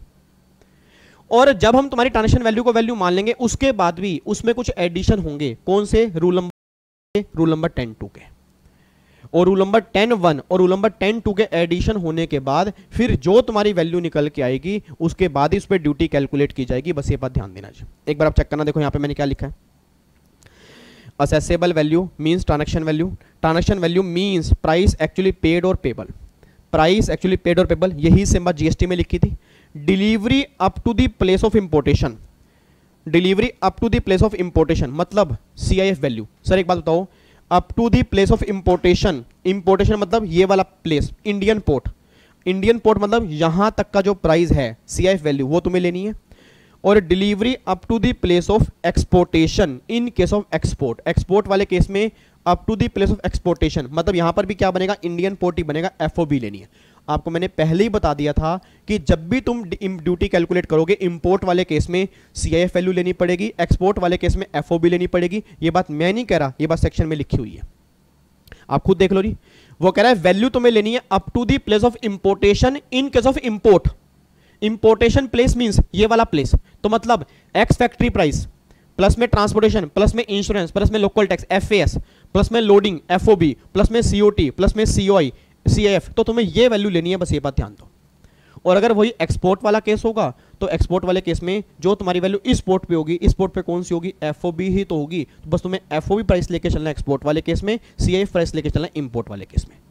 बट वो भी तब लेना है अगर बायर सेलर रिलेटेड पार्टी ना हो, प्राइस एक सोल कंसिडरेशन हो, और रूल 3 कि कुछ कंडीशन सेटिस्फाइड हैं, 4 कंडीशन हम आपको सेटिस्फाइड हो, और subject to addition mention under rule 10, मतलब अंडर रूल नंबर 10 में कुछ एडिशन है, वो तुम्हें एडिशन करनी है, उसके बाद ही तुम्हारी वैल्यू निकल के आएगी और फिर कहीं जाके ड्यूटी कैलकुलेट करेंगे। अच्छा, ये सारी बातें तो ना आपकी लिखी हैं सेक्शन 14(1) में। एक सेक्शन 14(2) भी है कस्टम में, एक सेक्शन 14(2) भी है कस्टम में, जो नॉर्मली हमारे एग्जाम के लिए रेलिवेंट नहीं है। उसमें लिखा है कि कुछ गुड्स को गवर्नमेंट नोटिफाइड कर देगी, जिस गुड्स पे वैल्यू आपकी फिक्स कर देंगे। कुछ गुड्स गवर्नमेंट नोटिफाइड कर देगी, एग्जांपल के तौर पे गोल्ड, सिल्वर, ये नोटिफाइड किया हुए हैं जी। अब गोल्ड और सिल्वर की वैल्यू 14(1) में कैलकुलेट नहीं होती, 14(2) में वैल्यू फिक्स है कि इतनी ही वैल्यू मानेंगे, उसके ऊपर जीएसटी लगाएंगे। तो देखो यहाँ पे 14(2) ये एप्लीकेबल होगा ओनली फॉर नोटिफाइड गोल्ड।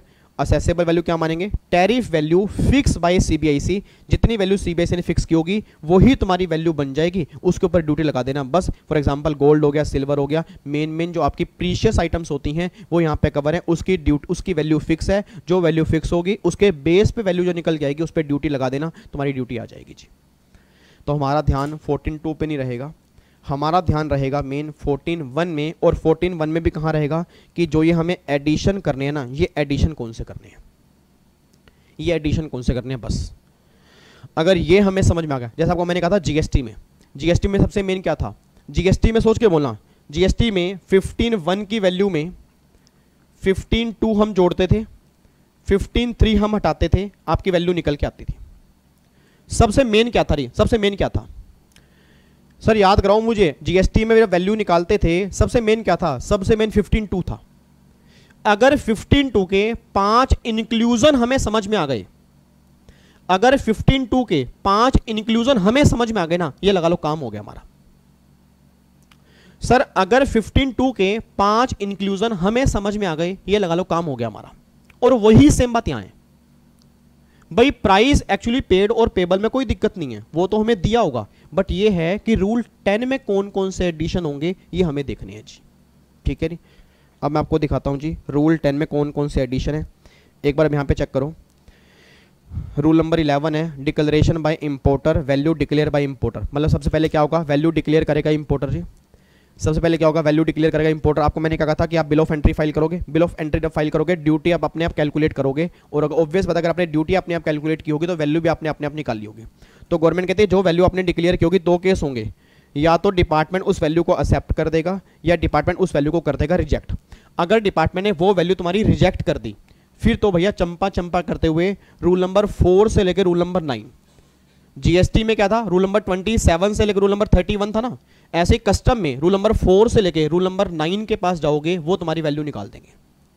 मैं दोबारा बोलूंगा जी, जैसे जीएसटी में रूल नंबर 27 से लेकर 31 तक थे, ऐसे ही कस्टम में रूल नंबर 4 से लेकर रूल नंबर 9 तक हैं। कब लगेंगे, अगर तुम्हारी वैल्यू तुमने सही नहीं निकाली।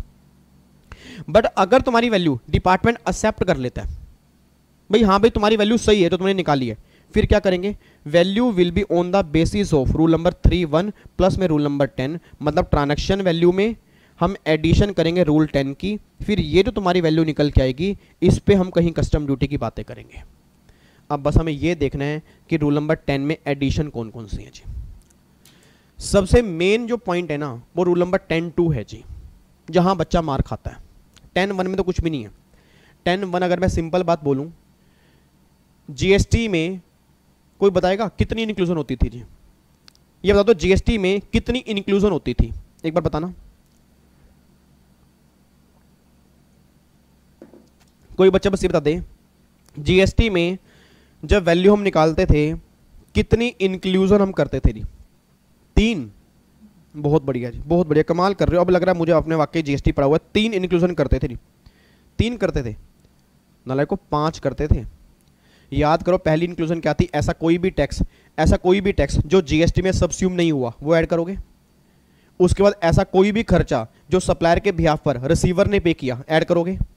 इंसिडेंटल खर्चे ऐड करोगे, फिर इंटरेस्ट पेनल्टी ऐड करोगे, और subsidy other than government subsidy add करोगे। ये 5 इंक्लूजन होती थी जी। अब सुना ध्यान से, जो रूल 10(1) है ना वो पता क्या, रूल 10(1) है वो जो जीएसटी में 15(2) और 15(3) था वो ये है।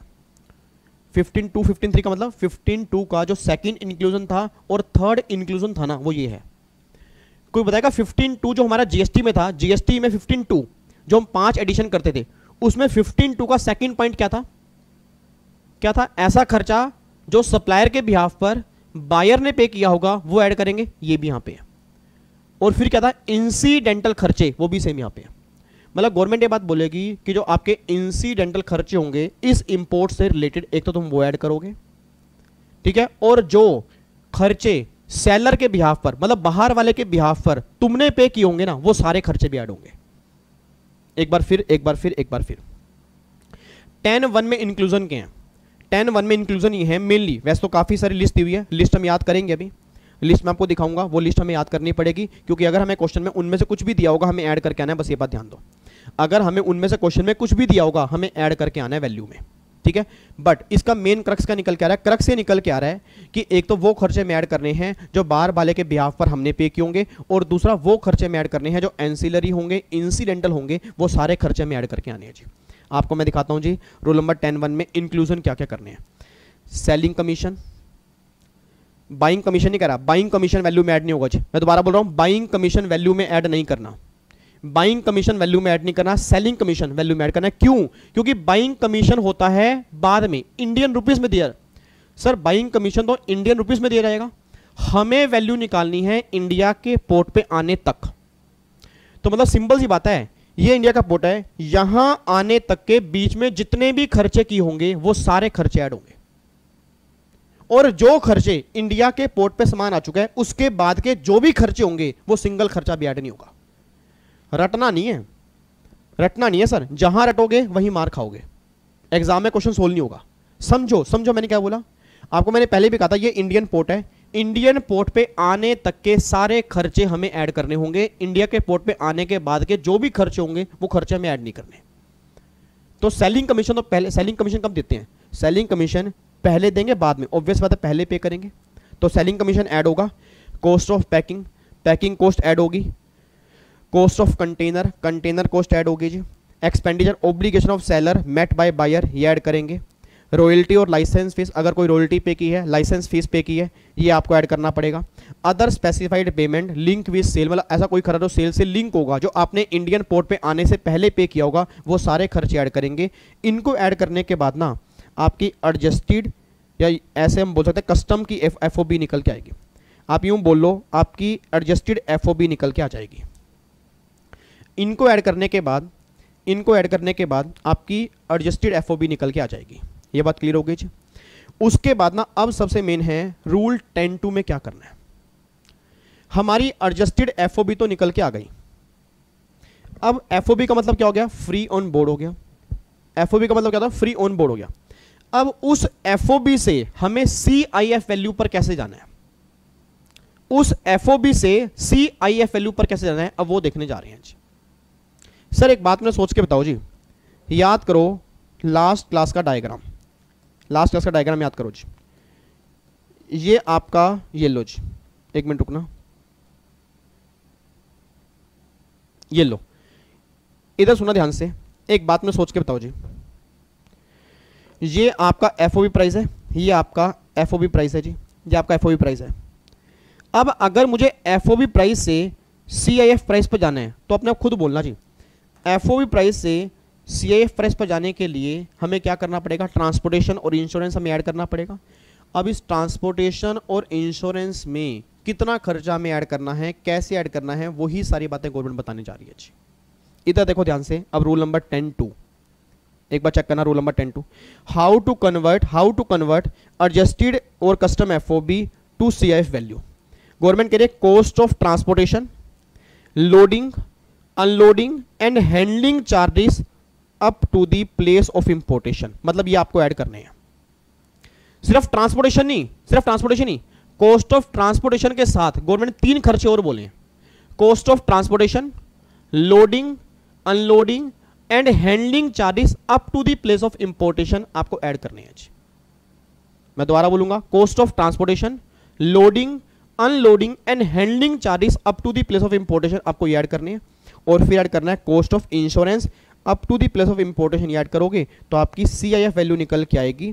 और इस CIF वैल्यू को फिर आप रेट ऑफ एक्सचेंज से कन्वर्ट करोगे, फिर ड्यूटी एप्लीकेबल करोगे, तब कहीं जाके ड्यूटी निकल जाएगी। बस ये बात ध्यान देना चाहिए। बच्चा कह रहा है सर ये पॉइंट हमें समझ में नहीं आ रहा, एक बार दोबारा साहब हमें समझाओ, नहीं तो फिर हमें ऐसा लग रहा है कि हम क्वेश्चन सोल्व नहीं कर पाएंगे। टेंशन मत लो सर, एक बार नहीं कई बार दोबारा समझेंगे। अभी तो आपको मैंने वैल्यूएशन पे 2 लेक्चर लगाने का रीज़न ही मेरा एक है, चाहता तो मैं आज ख़त्म कर देता, आज ख़त्म हो सकता था जो हमारे एग्ज़ाम लेवल का है, बट मेरे को ये है कि मुझे क्वेश्चन की प्रैक्टिस भी करवानी है और आपको रोम रोम में, मैं कहता हूँ ये चैप्टर रोम रोम में आपके समा जाए। मतलब अगर कोई आपसे पूछे ना, आप सिंगल गलती भी ना कर पाओ, तो इसलिए इसमें टाइम लगेगा। इधर सुना, मैं ध्यान से कहना क्या चाह रहा हूँ। आप पहली बात तो ये समझो, ये क्लियर हो गया अभी तक मैंने क्या बोला है?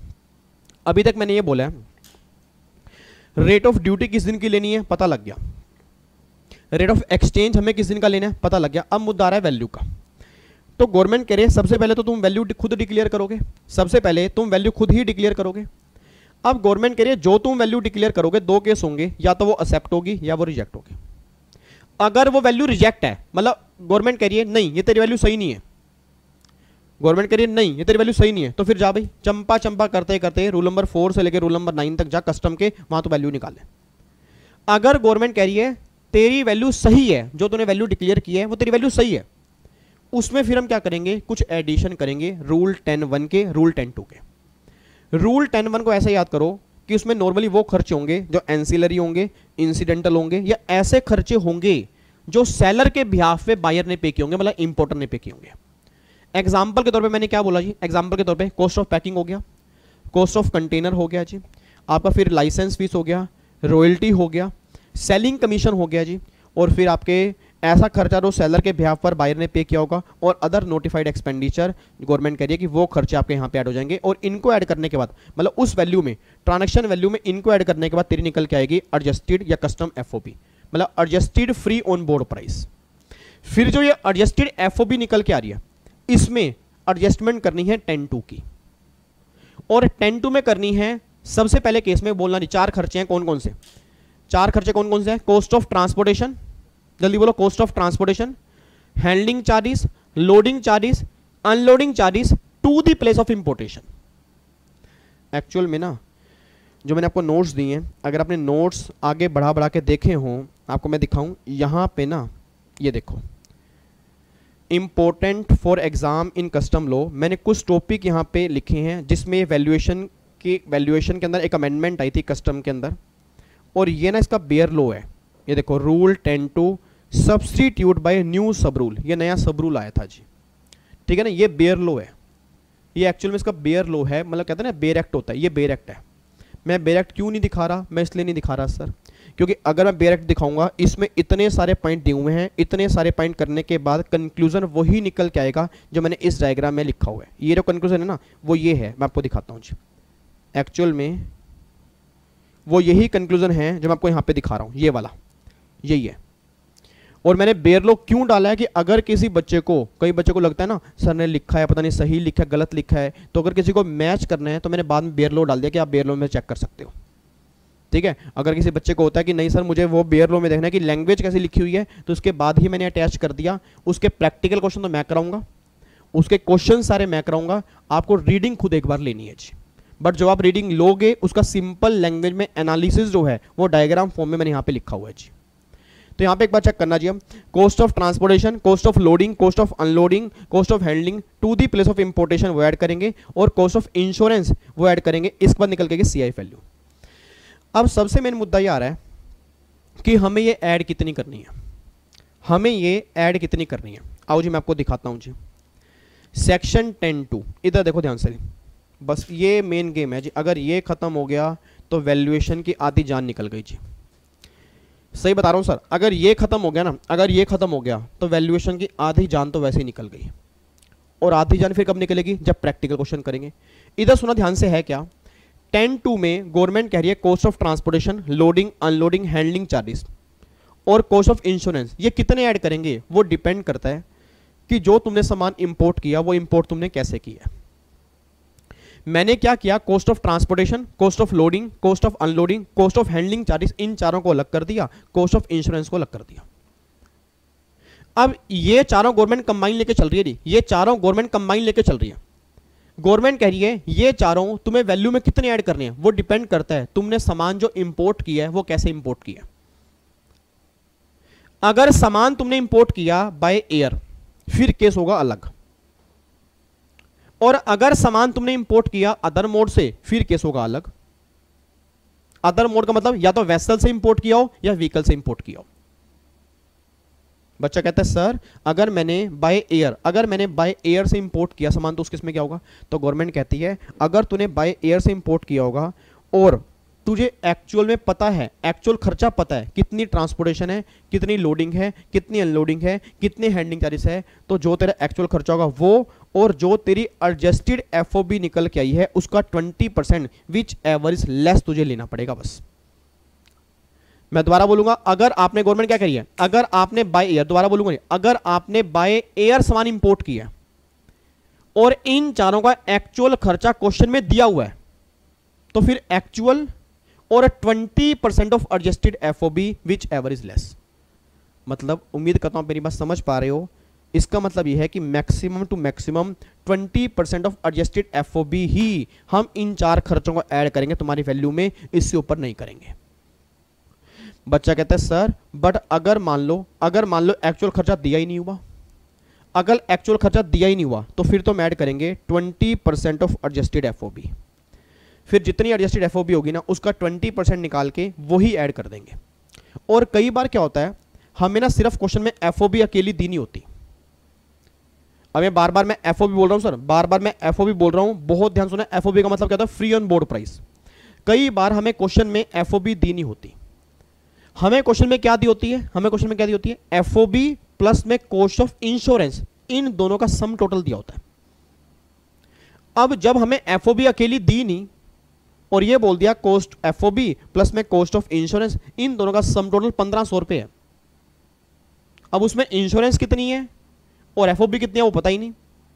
अब जब मुझे बाइफर्केशन ही नहीं पता तो फिर मैं 20 किसका निकालूं। तो गवर्नमेंट कह रही भूल के ना ये मत सोच लेना कि अगर तुम बाइफर्केशन नहीं कर सकते तो 20 नहीं निकलेगा, नहीं 20 निकलेगा और 1500 का ही निकलेगा, क्योंकि तुम चालूपंथी कर रहे हो ना। तुम क्या सोच रहे हो कि मैं गवर्नमेंट को पागल बना दूंगा, 1500 में इंश्योरेंस जोड़ के टोटल बता दूंगा तो गवर्नमेंट बोलेगी अगर टोटल है नहीं हार्डशिप हो जाएगी, छोड़ दो। गवर्नमेंट कह रही हेलो ये चालाकपंथी साथ नहीं चलेगी हमारे।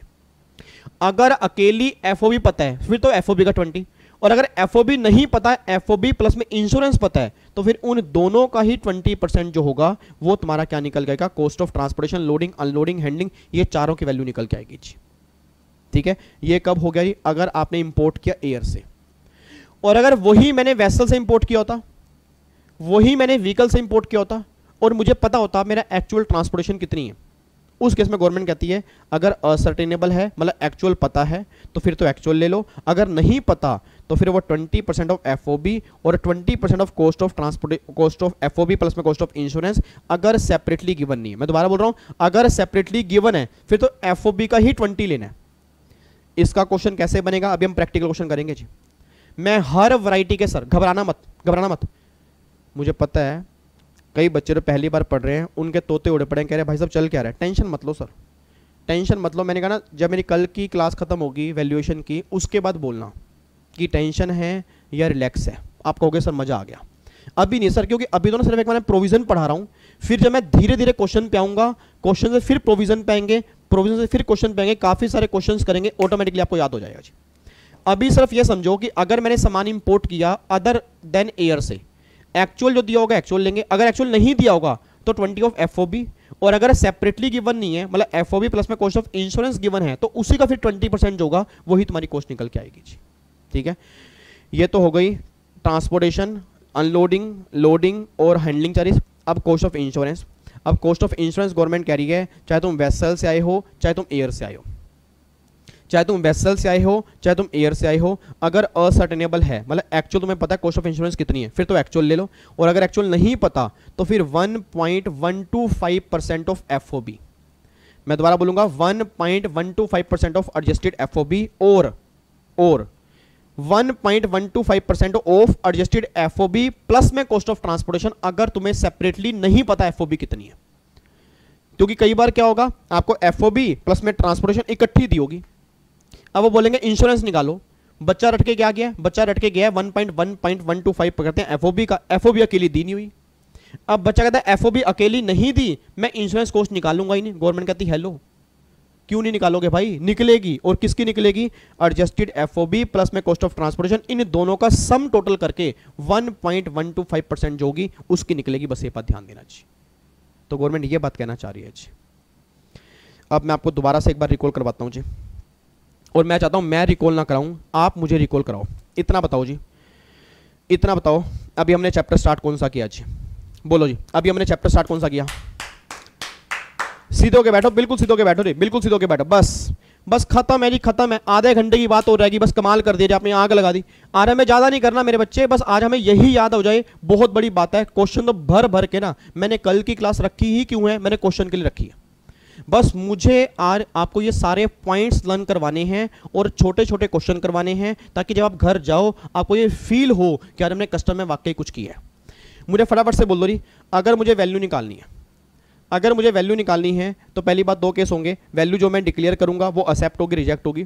अगर रिजेक्ट होगी तो फिर मैं क्या करूंगा, चंपा चंपा करते हुए रूल नंबर 4 से लेकर रूल नंबर 9 तक फॉलो करूंगा, वैल्यूएशन रूल्स के पास जाऊंगा। अगर वैल्यू एक्सेप्ट होगी तो फिर गवर्नमेंट कहती है फिर जो तेरी ट्रांजेक्शन वैल्यू होगी उसमें हम कुछ एडिशन करेंगे। एडिशन कौन से करेंगे, कोशिश करो याद करेंगे। Rule number 10(1), rule number 10(2). Rule number 10(1) में कौन कौन से एडिशन है, कॉस्ट ऑफ पैकिंग हो गया, कॉस्ट ऑफ कंटेनर हो गया, सेलिंग कमीशन हो गया, ऐसे खर्चे जो सेलर के बिहाफ पर बायर ने पे किए हैं, रॉयल्टी होगी, लाइसेंस फीस होगी, अदर नोटिफाइड खर्च होंगे जो सेल से रिलेटेड होंगे, ये सारे खर्चे 10(1) में ऐड होंगे। और 10(1) में ऐड होने के बाद ये निकल गया एडजस्टेड एफओबी। फिर बात आई 10(2) में। 10(2) में गवर्नमेंट कहती है cost of transportation, cost of loading, cost of unloading, cost of handling charges to the place of importation तुम्हें ऐड करने। Sir to the place of importation है, at the place of importation नहीं है। Eight और to में फर्क क्या है, मतलब इंडियन पोर्ट पे आने तक के खर्चे ऐड करने हैं। इंडियन पोर्ट पे आने तक के खर्चे ऐड करने हैं। ऐसा मैं क्यों कह रहा हूं सर, आप में से कई बच्चे, मुझे पता है आपके दिमाग में डाउट आ रहा होगा, बच्चा कह रहा है सर आप यहां पे कह रहे हो अनलोडिंग कॉस्ट भी ऐड करनी है, बट आपने कहा था सर अनलोडिंग कॉस्ट तो ऐड करते ही नहीं। झूठ मत बोलना, आपके मन में मैंने आपको कहा था अनलोडिंग कॉस्ट ऐड नहीं करते। मैंने कहा था ना अनलोडिंग कॉस्ट ऐड नहीं करते, याद करो मैंने कहा था अनलोडिंग कॉस्ट ऐड नहीं करते, आपको यहीं तक वैल्यू लेनी है। बच्चा कह रहा है जब आपने कहा था कि अनलोडिंग कॉस्ट ऐड नहीं करते, फिर आपने यहां पे अनलोडिंग कॉस्ट ऐड क्यों की हुई है। तो मेरे बच्चे ये वाली नोनू मेरे सोनू, ये वाली अनलोडिंग कॉस्ट जो होती है ना, ये होती है at the place of importation, ये होती है at the place of importation. और जो मैं कह रहा हूं ऐड करने को, वो मैं कह रहा हूं to the place of importation, मतलब इस पोर्ट पे आने से पहले अगर कोई अनलोडिंग खर्चा हुआ होगा वो ऐड करनी है। आपको मैं दिखाऊंगा प्रैक्टिकल क्वेश्चन कैसे आपके तोते उड़ा देगा सर। वैल्यूएशन का प्रैक्टिकल क्वेश्चन कैसे आपके तोते उड़ा देगा, आप हैरान हो जाओगे। उसमें अनलोडिंग वैल्यू, अनलोडिंग कॉस्ट दी होगी, बच्चा बोलेगा ऐड करनी है, सर ने कहा था 10(2) में ऐड करेंगे, वो ये देखना ही भूल जाएगा ये to the place of importation है या at the place of importation है। अगर वो उस इंडियन पोर्ट पे अनलोडिंग कॉस्ट की जा रही है, मतलब वहां से गुड्स अनलोड किए जा रहे हैं, उसका खर्चा है, वो ऐड नहीं करने। वहां आने तक उससे पहले कोई अनलोडिंग कॉस्ट बियर की गई है, वो ऐड करने हैं। तो पहला पॉइंट है ना, कॉस्ट ऑफ ट्रांसपोर्टेशन यहां आने तक, कॉस्ट ऑफ लोडिंग यहां आने तक, कॉस्ट ऑफ अनलोडिंग यहां आने तक, कॉस्ट ऑफ हैंडलिंग यहां आने तक, वो ऐड करने हैं। कॉस्ट ऑफ इंश्योरेंस यहां आने तक, यहां आने के बाद जब यहां सामान आ जाएगा उसके बाद के जो भी खर्च होंगे तो मैं वैल्यू में ऐड नहीं करने, बस ये पर ध्यान देना चाहिए। ठीक है, अब कितने ऐड करने हैं जी, तो गवर्नमेंट करी 2 केस बनाओ जी। अब cost of transportation, loading, unloading, handling में गवर्नमेंट करी 2 केस होंगे। पहले बताओ तुम्हारा सामान आया किससे है। अगर ये बाय एयर आया, अगर ये बाय एयर आया और तुम्हें एक्चुअल खर्चे पता हैं, फिर तो एक्चुअल और 20% of FOB which ever is less तुम्हें इतना ऐड करना है। और अगर तुम्हें एक्चुअल खर्चे नहीं पता तो फिर एफओबी का 20% वो ऐड कर लो। और अगर एफओबी अकेली नहीं दी हुई, एफओबी प्लस में इंश्योरेंस दिया हुआ है, तो उन दोनों का सम टोटल करके, मतलब उन दोनों का जो सम टोटल दिया होगा उसका 20% कर लो। और अगर एयर के अलावा तुम कहीं से भी आए हो, वेसल से, व्हीकल से, और अगर एक्चुअल खर्चे दिए फिर तो एक्चुअल ही लेने। और अगर एक्चुअल नहीं दिए होंगे फिर वही एफओबी का 20% आप ले लोगे, या एफओबी प्लस में इंश्योरेंस का अगर टोटल दिया हुआ उसका 20% आप ले लोगे। ये तो हो गया अदर मोड वाले केस में। कॉस्ट ऑफ इंश्योरेंस वाले केस में बिल्कुल सिंपल है। कॉस्ट ऑफ इंश्योरेंस वाले केस में क्या, कोशिश करो याद करने की। कॉस्ट ऑफ इंश्योरेंस वाले केस में क्या है कि तुम कैसे भी आए हो, व्हीकल से, वेसल से, एयर से, अगर एक्चुअल खर्चे दिए तो एक्चुअल लोगे, अगर एक्चुअल नहीं दिए तो फिर 1.125% ऑफ एफओबी। और अगर एफओबी के लिए नहीं दी, एफओबी प्लस में ट्रांसपोर्टेशन, इन दोनों को जोड़ के दिया है तो फिर 1.125% उसका बनेगा। ठीक है, अब मैं आपको दिखाता हूं जी ये क्वेश्चन किस तरह से बनता है। अच्छा, ये पॉइंट्स टू बी रिमेंबर है जी, ये पॉइंट्स टू बी रिमेंबर हम पढ़ेंगे बाद में, बट पहले हमें एक दो क्वेश्चन सोल्व करने हैं। ये देखो जी, ये क्वेश्चन है ये आपके सामने, क्वेश्चन देखना जी, क्वेश्चन देखो जी। एफओबी वैल्यू दी हुई है $1,00,000, बहुत आराम से करेंगे जी। ये आपके एग्जाम के क्वेश्चन है जी, ये आपके एग्जाम के ही क्वेश्चन है। एफओबी वैल्यू दी है $1,00,000, cost of transportation, cost of loading, cost of unloading, to, ध्यान से जी, to to to to to to to to to to, क्यों बोल रहा हूं, एट क्यों नहीं बोल रहा बच्चा? अगर हमें लगा चाबी आपकी अटक गई थी, मेरी चाबी वाबी नहीं अटक गई थी, मैं टू को बार बार इसलिए जोर दे रहा हूं, इतना टू बार बार बोलने के बाद आप फिर भी गलती करके आओगे। मैं आपको दिखाता हूं, cost of transportation, loading unloading to the place of importation, not ascertainable, नहीं दिए हुए, मतलब असर्टेनेबल नहीं है। तो अगर कॉस्ट ऑफ ट्रांसपोर्टेशन असर्टेनेबल नहीं होगी तो फिर क्या करते हैं, 20% ऑफ एफओबी। बच्चा कह रहा है ये तो बताया ही नहीं कि बाय एयर है या बाय वेसल है। मेरे बच्चे, मेरे नोनू, मेरे सोनू, उसमें फर्क क्या पड़ेगा? नॉट असर्टेनेबल में तो तुम कहीं से भी आए हो, हम एफओबी का 20 ही लेते हैं। वो जो देखना होता है ना, वो तब देखना होता है अगर असर्टेनेबल हो, फिर देखते हैं कि बाय एयर से आए या बाय वेसल से आए। बट अगर कॉस्ट में पता ही नहीं है फिर तो एफओबी का 20 ही लेते हैं। आगे देखो जी, अनलोडिंग और हैंडलिंग चार्जेस ऐड कर दो, ऐड कर दें, कर दें, 25,000 पे ऐड कर दो जी, 25,000 पे ऐड कर दो, ऐड कर दो। रोको नालायको, मेरे को रोको, कम से कम रोक ही लो। कह दो सर गुस्सा हो जाएंगे आपसे, नहीं कर रहे। क्यों नहीं कर रहे? क्योंकि ये eight the place of importation है। ओ भाई साहब, भाई आ रहा कुछ? तोते उड़ रहे हैं, तोते उड़ रहे हैं ना, मेरे भी उड़ रहे हैं भाई, पता ही नहीं क्या चल रहा है। अगर ऐसे ऐसे क्वेश्चन आ गए तो भाई क्या करेंगे? अरे भाई कुछ नहीं करेंगे, तू आराम से ना सुनता रह। देख विवेक सर कितना बढ़िया समझा देंगे, टेंशन मत ले, बस तू देख, लॉजिक समझ। लॉजिक सर कहना क्या चाह रहे हैं? लॉजिक सर ये कहना चाह रहे हैं कि इस पोर्ट पे आने तक के खर्चे तो हमें जोड़ने हैं, इस पोर्ट के ऊपर जो कोई खर्चा किया होगा वो नहीं जोड़ना। तो टू वाले, मतलब to the place of importation वाले जोड़ने हैं, at the place of importation वाले नहीं जोड़ने। तो ये तो at the place of importation है, तो 25,000 पे नहीं जोड़ने। अब डॉलर दिया हुआ है सीबीएसई का 70, और cost of insurance not known है, कॉस्ट ऑफ इंश्योरेंस नहीं दी हुई, कॉस्ट ऑफ इंश्योरेंस नहीं दी हुई। तो बताओ जी क्या करें? 1,00,000। अब अगर कॉस्ट ऑफ ट्रांसपोर्टेशन नहीं दी तो एफओबी का 20%, कितनी आ गई? 20,000। कॉस्ट ऑफ इंश्योरेंस नहीं दी तो एफओबी का 1.125%, 1125। तो भैया ये मेरी आ गई सीआईएफ। अब एक बात बताओ, अगर मैं एफओबी में सीओटी जोड़ दूंगा और सीओआई जोड़ दूंगा तो क्या आएगा? सीआईएफ तो आएगा। अब इसको 70 से मल्टीप्लाई कर दो, अब ये तुम्हारी वैल्यू निकल के आ गई, बताओ 121,125 मल्टीप्लाई 70, तो ये आ गया 84,78,750। बताओ क्वेश्चन में था क्या सर? ये आंसर था जी, बस ये आंसर था। ऐसे कई सारे क्वेश्चन करेंगे हम कल, ऐसे इवन कल वैसे प्रैक्टिकल क्वेश्चन की क्लास नहीं है हमारी, मतलब प्रैक्टिकल क्वेश्चन मेन कराऊंगा बाद में, बट कल भी मैं कराऊंगा, क्योंकि मुझे वैल्यूएशन में सबसे मेन दिक्कत क्वेश्चन में आती है, और मैं नहीं चाहता कि मेरी फैमिली का सिंगल बच्चा भी इस चैप्टर में गलती करके आए, क्योंकि थ्योरी तो आप याद कर लोगे, उसमें कोई दिक्कत नहीं है। मेन है आपको दिक्कत प्रैक्टिकल क्वेश्चन सोल्व करने में, तो उसमें मुझे पूरी प्रैक्टिस करवानी है, चाहे मेरा एक्स्ट्रा टाइम लग जाए, मुझे कोई दिक्कत नहीं है, बट आपकी गलती नहीं होनी चाहिए जी, ठीक है नहीं? तो ये तो हो गया ये। अब इसमें कोई दिक्कत तो नहीं है? क्या कह रहे हो? एक बार दोबारा समझा दो, एक बार दोबारा समझ लो। देखो एफओबी 1,00,000 रुपये, बस मेरे को ये बता दो, एफओबी से अगर सीआईएफ पर आना है, अगर एफओबी से अगर सीआईएफ पर आना, कैसे आएंगे? एफओबी में कॉस्ट ऑफ ट्रांसपोर्टेशन जोड़ेंगे, कॉस्ट ऑफ इंश्योरेंस जोड़ेंगे। अब वो कह रहे हैं cost of transportation not ascertainable है, तो अगर वो नॉट असर्टेनेबल है, अभी हमने ऊपर क्या किया कि अगर कॉस्ट ऑफ ट्रांसपोर्टेशन असर्टेनेबल नहीं होगी, देखो नॉट असर्टेनेबल है या नॉट असर्टेनेबल है, उस केस में दोनों ही केस में सेम है 20 ऑफ एफओबी, और एफओबी हमें अकेली दी हुई है, तो फिर एफओबी का ही 20 लेंगे।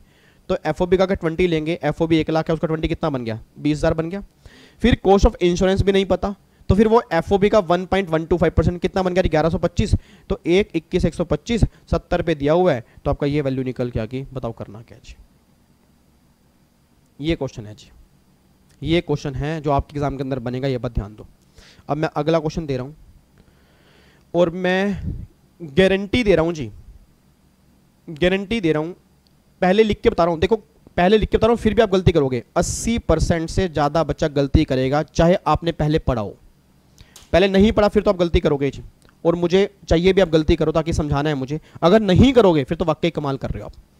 मैंने गुड्स इंपोर्ट किया एयर से, मैंने गुड्स इंपोर्ट किया एयर से, बाय एयर मैंने इंपोर्ट किया। CIF वैल्यू दी हुई है, CIF वैल्यू दी हुई है, इंश्योरेंस 100 रुपये, कॉस्ट ऑफ ट्रांसपोर्टेशन 500 रुपये, रेट ऑफ एक्सचेंज 60 रुपये। मुझे क्या निकाल के बताना है? असेसेबल वैल्यू जी कितनी आएगी, बताओ जी, असेसेबल वैल्यू कितनी आएगी जी? अभी पता लग जाएगा आपने क्या समझा रिवैल्यूएशन में।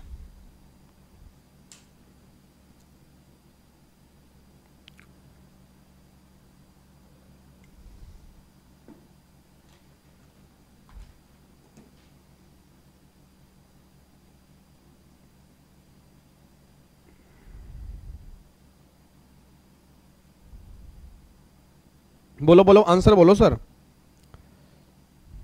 आंसर बोलो, आंसर बोलो मेरे बच्चे। कितना आ रहा है जी? बहुत बढ़िया जी, बहुत बढ़िया। बच्चे का आंसर आ रहा है जी 1,80,000। बहुत बढ़िया जी, 1,80,000। इसके अलावा किसी का आंसर जी? 180 के अलावा किसी का आंसर? 180 के अलावा किसी बच्चे का भी आंसर जी? 180 के अलावा किसी बच्चे का भी आंसर जी? 180 के अलावा किसी बच्चे का भी आंसर? किसी का नहीं है? है, कई बच्चों का है जी। बताओ जी कितना आंसर आपका?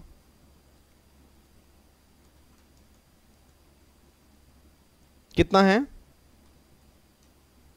1, हाँ बोलो बोलो बोलो, 178,800 ये आंसर है, 178,800। चलो जी एक बार 180 वाले हैंडल्स करो जी, 180 वाले, एक बार 180 वाले हैंडल्स करो। 180 किन किन का है जी? 180 किन किन का है? एक बार लाइट गई जी, और ऐसा ना हो कि बीच में रिकॉर्डिंग बंद हो जाए, नहीं तो काम खराब हो जाएगा।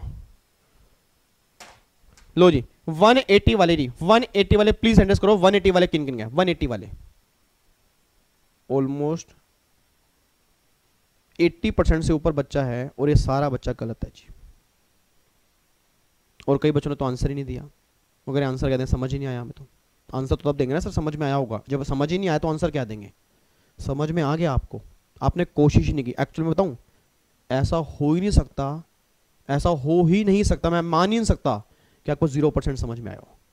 आपने कोशिश ही नहीं की क्वेश्चन करने की, और इसमें सबसे बड़ी गलती आपकी है सर, क्योंकि आप हिम्मत ही पहले हार गए। आपने पहले ही सोच लिया कि मुझे आ ही नहीं सकता, तो आता हुआ भी क्या आएगा आपको?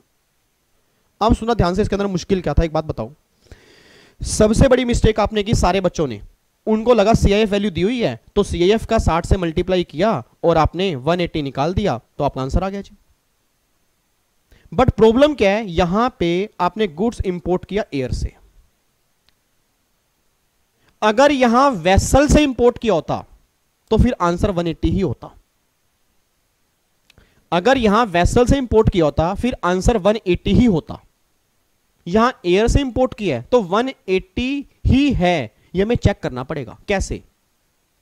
क्योंकि सर अगर आपने एयर से इंपोर्ट किया, याद करो, अगर आपने एयर से इंपोर्ट किया और कॉस्ट ऑफ ट्रांसपोर्टेशन असर्टेनेबल है, तो वेसल वाले केस में, देखो वेसल वाले केस में ऊपर दिखाता हूं, कॉस्ट ऑफ ट्रांसपोर्टेशन अगर वेसल वाले केस में, व्हीकल वाले केस में अगर असर्टेनेबल है फिर तो एक्चुअल ही लेते हैं, फिर तो कोई दिक्कत नहीं थी। एक्चुअल 500 दी है, 500 उन्होंने ली होगी, उसके बेस पे तो CIF निकाला होगा ना, तो उसके बेस पे उन्होंने निकाल दिया, और हमने किया 3000 मल्टीप्लाई 60 180 निकाल दिया। बट एयर वाले केस में चेक करो सर, एयर वाले केस में अगर असर्टेनेबल दी है तो एक्चुअल ही लेंगे, गवर्नमेंट करी नहीं। गवर्नमेंट करी एयर वाले केस में अगर कॉस्ट ऑफ ट्रांसपोर्टेशन पता है तो एक्चुअल और 20% of FOB which ever is less. अब प्रॉब्लम क्या है, बच्चा कहता है सर क्लेश तो ये है ना, इसके अंदर हमें FOB दी ही नहीं हुई। तो मेरे बच्चे अगर ये क्लेश है, आपको FOB नहीं दी हुई, तो क्या FOB आप नहीं निकाल सकते?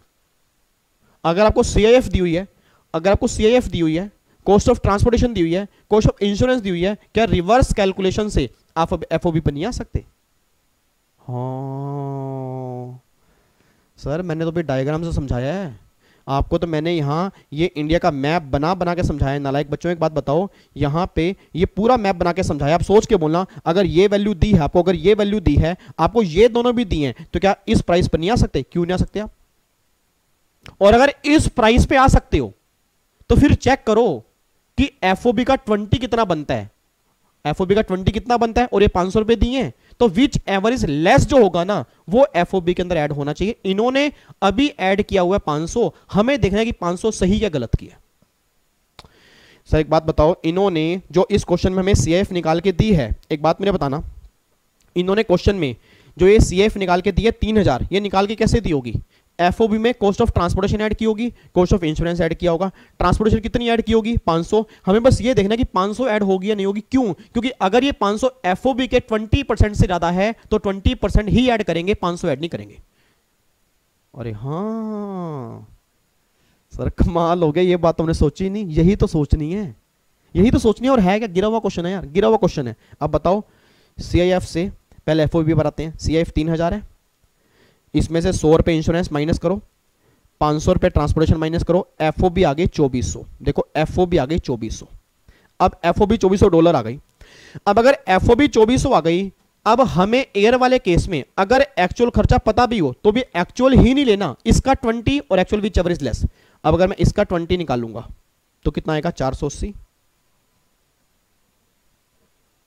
480। अब अपने बोल दो 480 और 500 क्या लूंगा जी? आंसर दो, अब हंसो मत। बच्चा कह रहा है आगे आगे आंसर आ गया, हंसना नहीं है।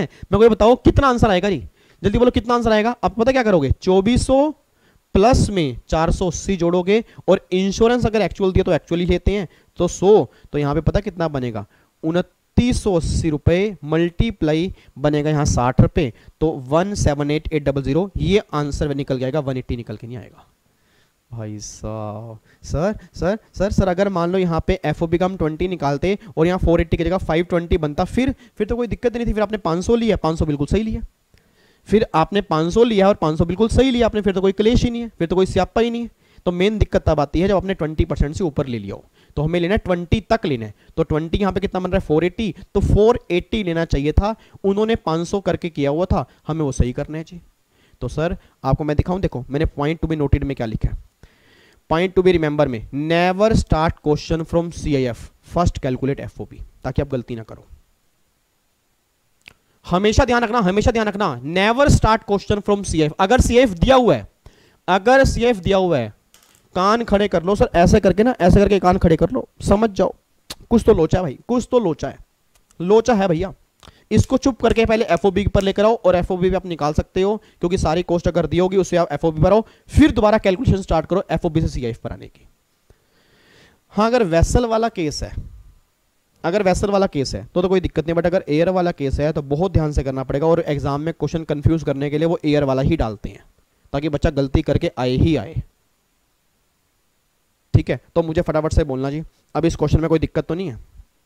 इस क्वेश्चन में कोई दिक्कत हो तो बताओ जी, कोई दिक्कत तो नहीं है? लो जी, अब मैं आपको दिखाता हूँ।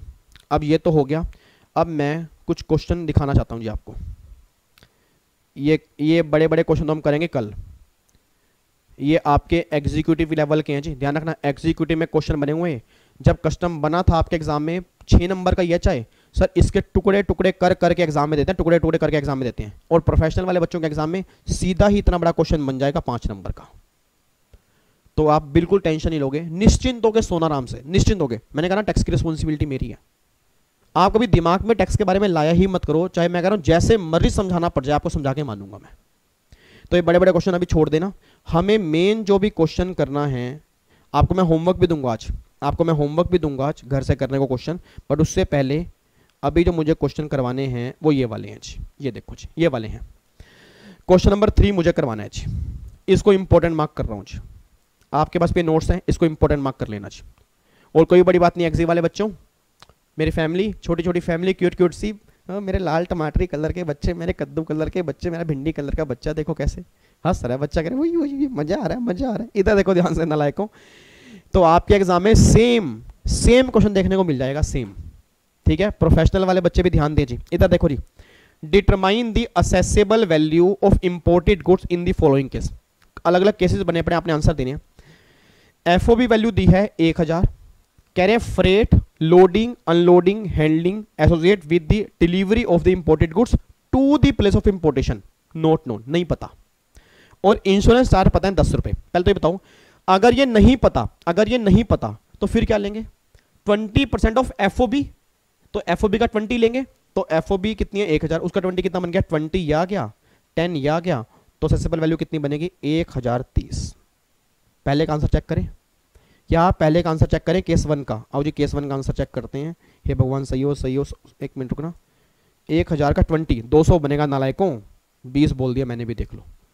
आपके चक्कर में, या आपके चक्कर में नालायकों गलती हुई है, आपके चक्कर में। बच्चा कह रहा है हमारे चक्कर में नहीं हुई सर, हम तो 200 ही बोल रहे थे। ओके चलो, मेरे से गलती हुई है। तो 1000 का 20 कितना हो गया? 200। तो 1200 प्लस में 10 कितना हो गया? 1200। यहाँ पे 1000 प्लस में 20, 1200 प्लस में 10, 1210 आंसर आना चाहिए। इसका आंसर आएगा 1210। यस, देखो ये 1210 हमारा आ गया सीआईएफ वैल्यू। लो जी, केस नंबर 1 का आंसर मैच हो गया। केस नंबर 2 पे आओ बहुत ध्यान से। FOB value plus insurance charges 1010।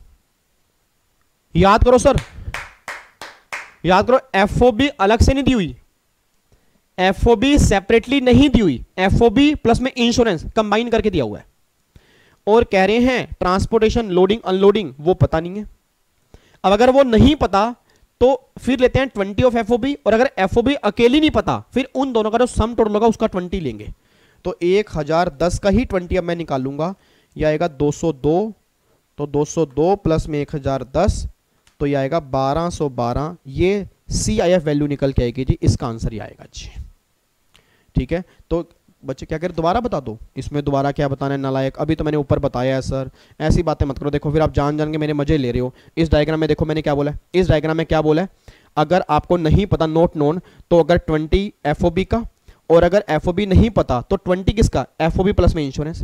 बच्चे अगर उस क्वेश्चन में दिया तो है नहीं कि वेसल है या एयर है, मेरे बच्चे ना भी दिया हो तो भी फर्क क्या पड़ेगा, क्योंकि जब वैल्यू नॉट असर्टेनेबल है फिर तो दोनों केस में ही सेम है ना। यहाँ पे भी तो देखो क्या है, 20 एफओबी, और अगर कंबाइन दिया हुआ है तो फिर 20 उसका, अगर सेपरेट वैल्यू नहीं दी हुई तो वही सेम है। नॉट नॉन में तो दोनों में ही सेम है। मेन मुद्दा आ रहा है कि जहां एक्चुअल वैल्यू पता होगी, एयर वाले केस में एक्चुअल और 20 विच एवर इज लेस लेंगे, और वेसल व्हीकल वाले केस में हम लेंगे फिर एक्चुअल ही लेंगे। ठीक है, अब वापिस आओ जी क्वेश्चन में। अगला केस नंबर 3 जी, एफओबी वैल्यू दी हुई है 1000, और फ्रेट लोडिंग अनलोडिंग ये 60 रुपए दिया हुआ है। इंश्योरेंस चार्जेस नहीं पता, इंश्योरेंस चार्जेस नहीं पता। मेरे सवालों का जवाब दो जी। अगर इंश्योरेंस चार्जेस नहीं पता, इंश्योरेंस चार्जेस नहीं पता, क्या लोगे जी? 1 हाँ बोलो, बिल्कुल सही बोल रहे हो, 1.125% ऑफ एफओबी। दोबारा बोलो, 1.125% ऑफ एफओबी। तो भैया 1000 का 1.125% निकाल लो, ये आ गया 11 रुपये 25 पैसे। तो ये आ गया 11 रुपये 25 पैसे। तो 1000 प्लस में 60 और प्लस में 11 रुपये 25 पैसे, ये आ गया 1071.25, 1071.25, ये इसकी वैल्यू निकल के आएगी। आओ जी एक बार चेक करते हैं केस नंबर 3 की वैल्यू 1071.25। लो जी, आ गया, मजा आ गया। अब आओ केस नंबर 4 पे, फटाफट से केस नंबर 4 पे देखो। Case number 4, FOB value plus में सी फ्रेट वो सब कुछ कंबाइन करके दिया 1060। इंश्योरेंस नहीं पता, नोट नोट। तो अगर इंश्योरेंस नहीं पता, आपने बोलते हैं अगर इंश्योरेंस नहीं पता तो फिर अगर एफओबी अकेला नहीं दिया तो जो कंबाइन देगा उसी का 1.125 निकाल देंगे, इसी का 1.125% निकाल दो। तो 1060 प्लस में 1.125%, तो ये आ गया जी टोटल मिला के 1071.925, 1072 देखो ना, 1071 में से 925 आ रहा है, बट ये टोटल आ गया। अब लास्ट क्वेश्चन बहुत ध्यान से करना, बहुत ध्यान से करना, ये बाय एयर वाला है जी, ये बाय एयर वाला है, बहुत ध्यान से करना, बाय एयर वाला है। एफओबी वैल्यू है 1000, air freight loading unloading handling charges associate with the delivery of the imported goods to the place of importation 250 रुपए, इंश्योरेंस चार्जेस 100 रुपए। हमें सबका एक्चुअल पता है, हेलो, हमें एक्चुअल पता ही नहीं। और अगर हमें एक्चुअल पता होगा, अगर यही क्वेश्चन वेसल का होता तो फिर पता है वैल्यू कितनी आती, 1000 प्लस में 250 प्लस में 100, वैल्यू आती 1260। बट प्रॉब्लम यह है कि ये क्वेश्चन बाय एयर का है, और बाय एयर वाले केस में, बोलो बाय एयर वाले केस में अगर ट्रांसपोर्टेशन कॉस्ट मुझे पता है, फिर भी एक्चुअल और 20% of FOB which average less लेते हैं, तो एफओबी मेरी 1000 पे है, इसका 20 निकालूंगा तो कितनी बनेगी 200, 200 250 लेस क्या बनेगा 200, तो फिर 1000 में ट्रांसपोर्टेशन में 200 ही ऐड करूंगा और ये 10 रुपए करूंगा, तो 1210 रुपए वैल्यू निकल के आएगी, 1260 रुपए नहीं निकल के आएगी। ये आंसर आएगा जिसका एक बार देखें नहीं, 1210 रुपए 1210 रुपए 1210 रुपए, ये लो जी आ गया ना, देखो लिखा है ना 20% ऑफ एफओबी। ठीक है, तो ये देखो ये छोटे छोटे क्वेश्चन थे, प्रोफेशनल वालों के इससे कॉन्सेप्ट क्लियर होंगे, एक्जी वालों के एग्जाम के क्वेश्चन बन जाएंगे। एक्जी वालों को मैं दिखा दूंगा सर कोई बड़ी बात नहीं, सेम फिगर भी चेंज ना करें, सेम क्वेश्चन आपके एग्जाम के अंदर बन जाएगी। और मैं इतना कॉन्फिडेंस क्यों हूं, क्योंकि जब ये प्रोविजन नया आया था, इसको समझाने के लिए जो इन्होंने एग्जाम्पल दिए थे वो ये वाले एग्जाम्पल थे, तो आपके एग्जाम में जब भी क्वेश्चन बनेगा अगर इस तरह का बनना होगा तो ऐसा ही बनेगा सेम।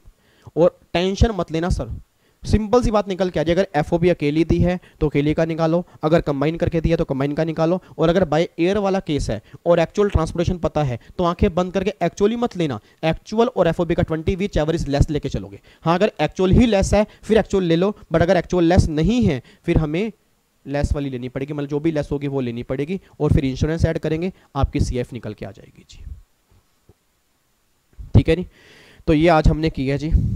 अब मैं ऐसा करता हूं, अब मैं कुछ आपको होमवर्क दूंगा जी, आज मैं कुछ आपको होमवर्क दूंगा, ताकि मेरे को पता है कि आपके दिल में थोड़ी सी घबराहट चल रही है, घबराहट कि हाय सर अगर ऐसे ऐसे क्वेश्चन बन गए तो हम कैसे सोल्व करेंगे। टेंशन मत लो सर, आज मैं जब क्वेश्चन दूंगा ना आपको, और हर बच्चा पहले कमिटमेंट करके जाओ, जितने बच्चे सामने बैठे हैं, क्योंकि अब बच्चे बहुत कम हो गए हैं, क्योंकि बाकी सारे बच्चों को ना कस्टम आ गया, उनको लग रहा है बच्चों वाली गेम है, ये तो बेकार की क्लासेस चल रही हैं, ये तो कभी भी देख लेंगे, कोई दिक्कत वाली बात थोड़ा है। विवेक सर तो वेले आते हैं जाते हैं, उनके लिए तो कई आए कई गए, किस खेत की मूली है विवेक सर, लाइव हम नहीं जाएंगे, हमारी मर्जी हो हम लाइव नहीं जाएंगे सर से।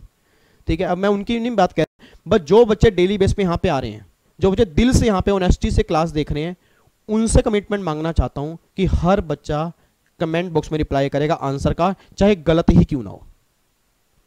बस आपने घबराना नहीं है कि है अगर मैंने गलत दे दिया तो क्या होगा ना, क्यों, क्योंकि आपको यह पता लगेगा कि मैंने आंसर दिया है, सर ने जो आंसर बताया है उसमें गलती क्या है।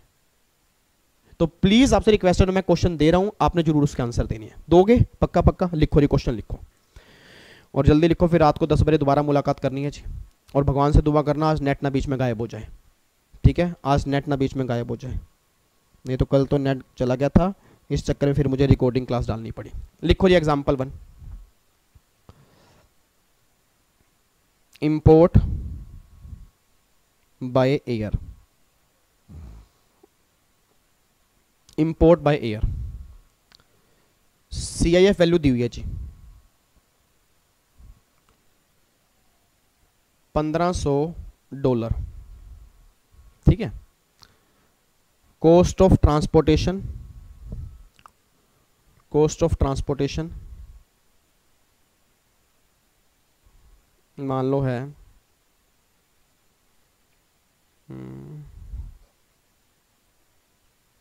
350, कॉस्ट ऑफ इंश्योरेंस 100,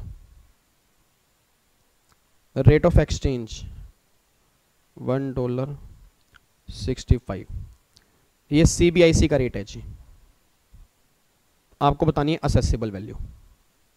एक क्वेश्चन तो ये है, क्वेश्चन कई सारे दूंगा जी, क्वेश्चन मैं कई सारे दूंगा, ध्यान रखना।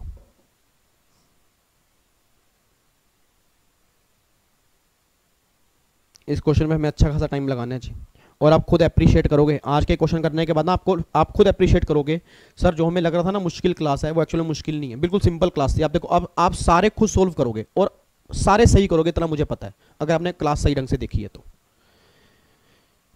इंपोर्ट बाय वेसल है, bill of entry file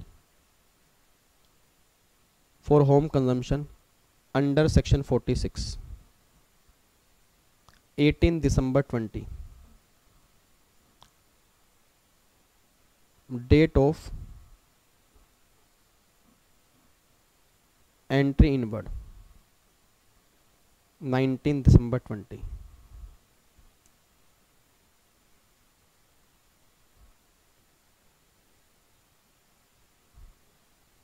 date और अराइवल 22 दिसंबर 20।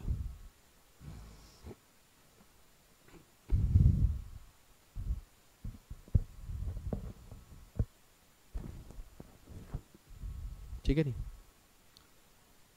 और यहाँ पे रेट ऑफ ड्यूटी,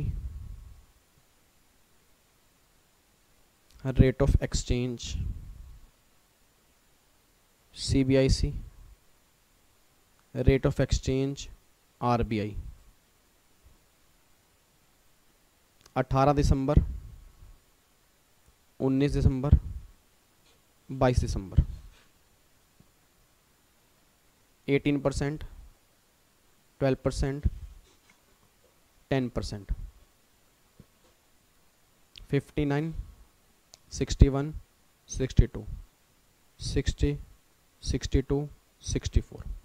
ये आपको रेट ऑफ एक्सचेंज दिया हुआ है जी। ठीक है जी। और इसकी वैल्यू है, ट्रांजैक्शन वैल्यू जो है $50,000 की है।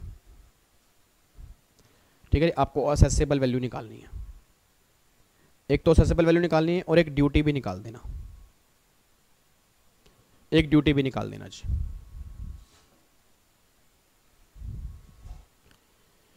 ठीक है नी। एग्जाम्पल 3, एग्जाम्पल 3 थोड़ा सा मुश्किल क्वेश्चन बनाऊं, थोड़ा सा मुश्किल क्वेश्चन, थोड़ा सा बस एक आधा मुश्किल क्वेश्चन बनाऊंगा जी। मैं देखना चाहता हूं कि आपका लेवल कितना बड़ा आज की क्लास को देखने के बाद। X factory price,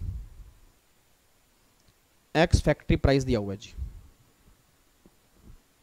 $10,000। X factory price दिया हुआ है $10,000। Cost of transportation, cost of insurance to the place of foreign port, foreign port तक जाने की ट्रांसपोर्टेशन, फॉरेन पोर्ट तक जाने का इंश्योरेंस 500।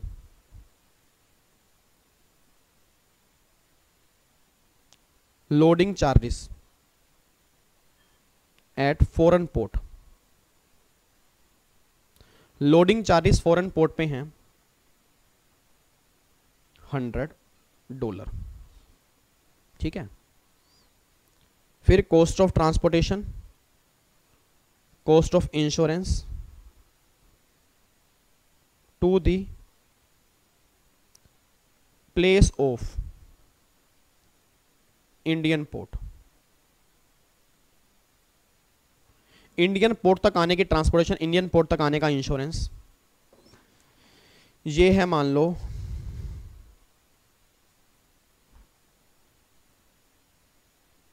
$2,000। ठीक है नी।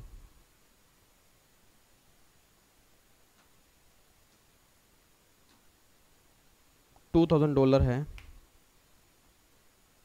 और कॉस्ट ऑफ इंश्योरेंस नहीं, कॉस्ट ऑफ इंश्योरेंस नहीं, यहाँ पे कॉस्ट ऑफ ट्रांसपोर्टेशन लिखो बस, इंश्योरेंस हटा दो। Cost of transportation, cost of loading, cost of handling charges to the place of importation $2,000 के। Cost of insurance not known, मतलब असर्टेनेबल नहीं है जी, असर्टेनेबल नहीं है, असर्टेनेबल नहीं है। ठीक है नी। रेट ऑफ एक्सचेंज है $1.65 CBIC। मेरे को असेसेबल वैल्यू निकालनी है जी, मेरे को असेसेबल वैल्यू निकालनी है जी।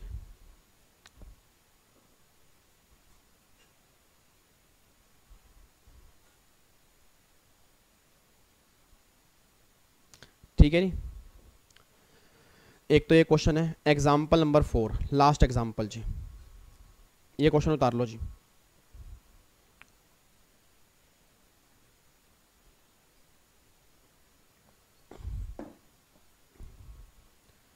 एग्जाम्पल नंबर 4 जी, लिखो जी, लिखो जी एग्जाम्पल 4।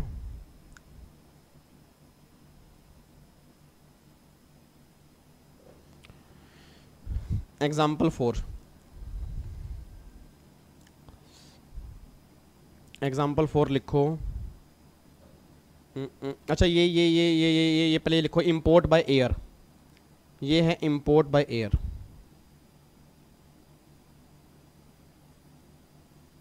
ये इंपोर्ट बाय एयर है और मैंने इसमें दे दिया import by air, import by vessel. ठीक है, एग्जाम्पल 3 लिखो जी। Example 3, FOB price $2000, cost of transportation $400, cost of insurance $150। ठीक है, cost of insurance $150। Bill of entry, file for home consumption under section 46, 18 जनवरी 2021। ठीक है नी। एंट्री इनवर्ड 15 जनवरी 2021।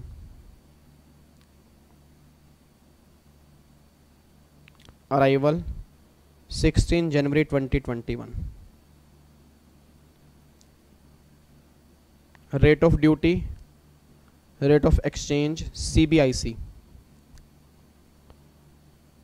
18 जनवरी, 16 जनवरी, 15 जनवरी जी।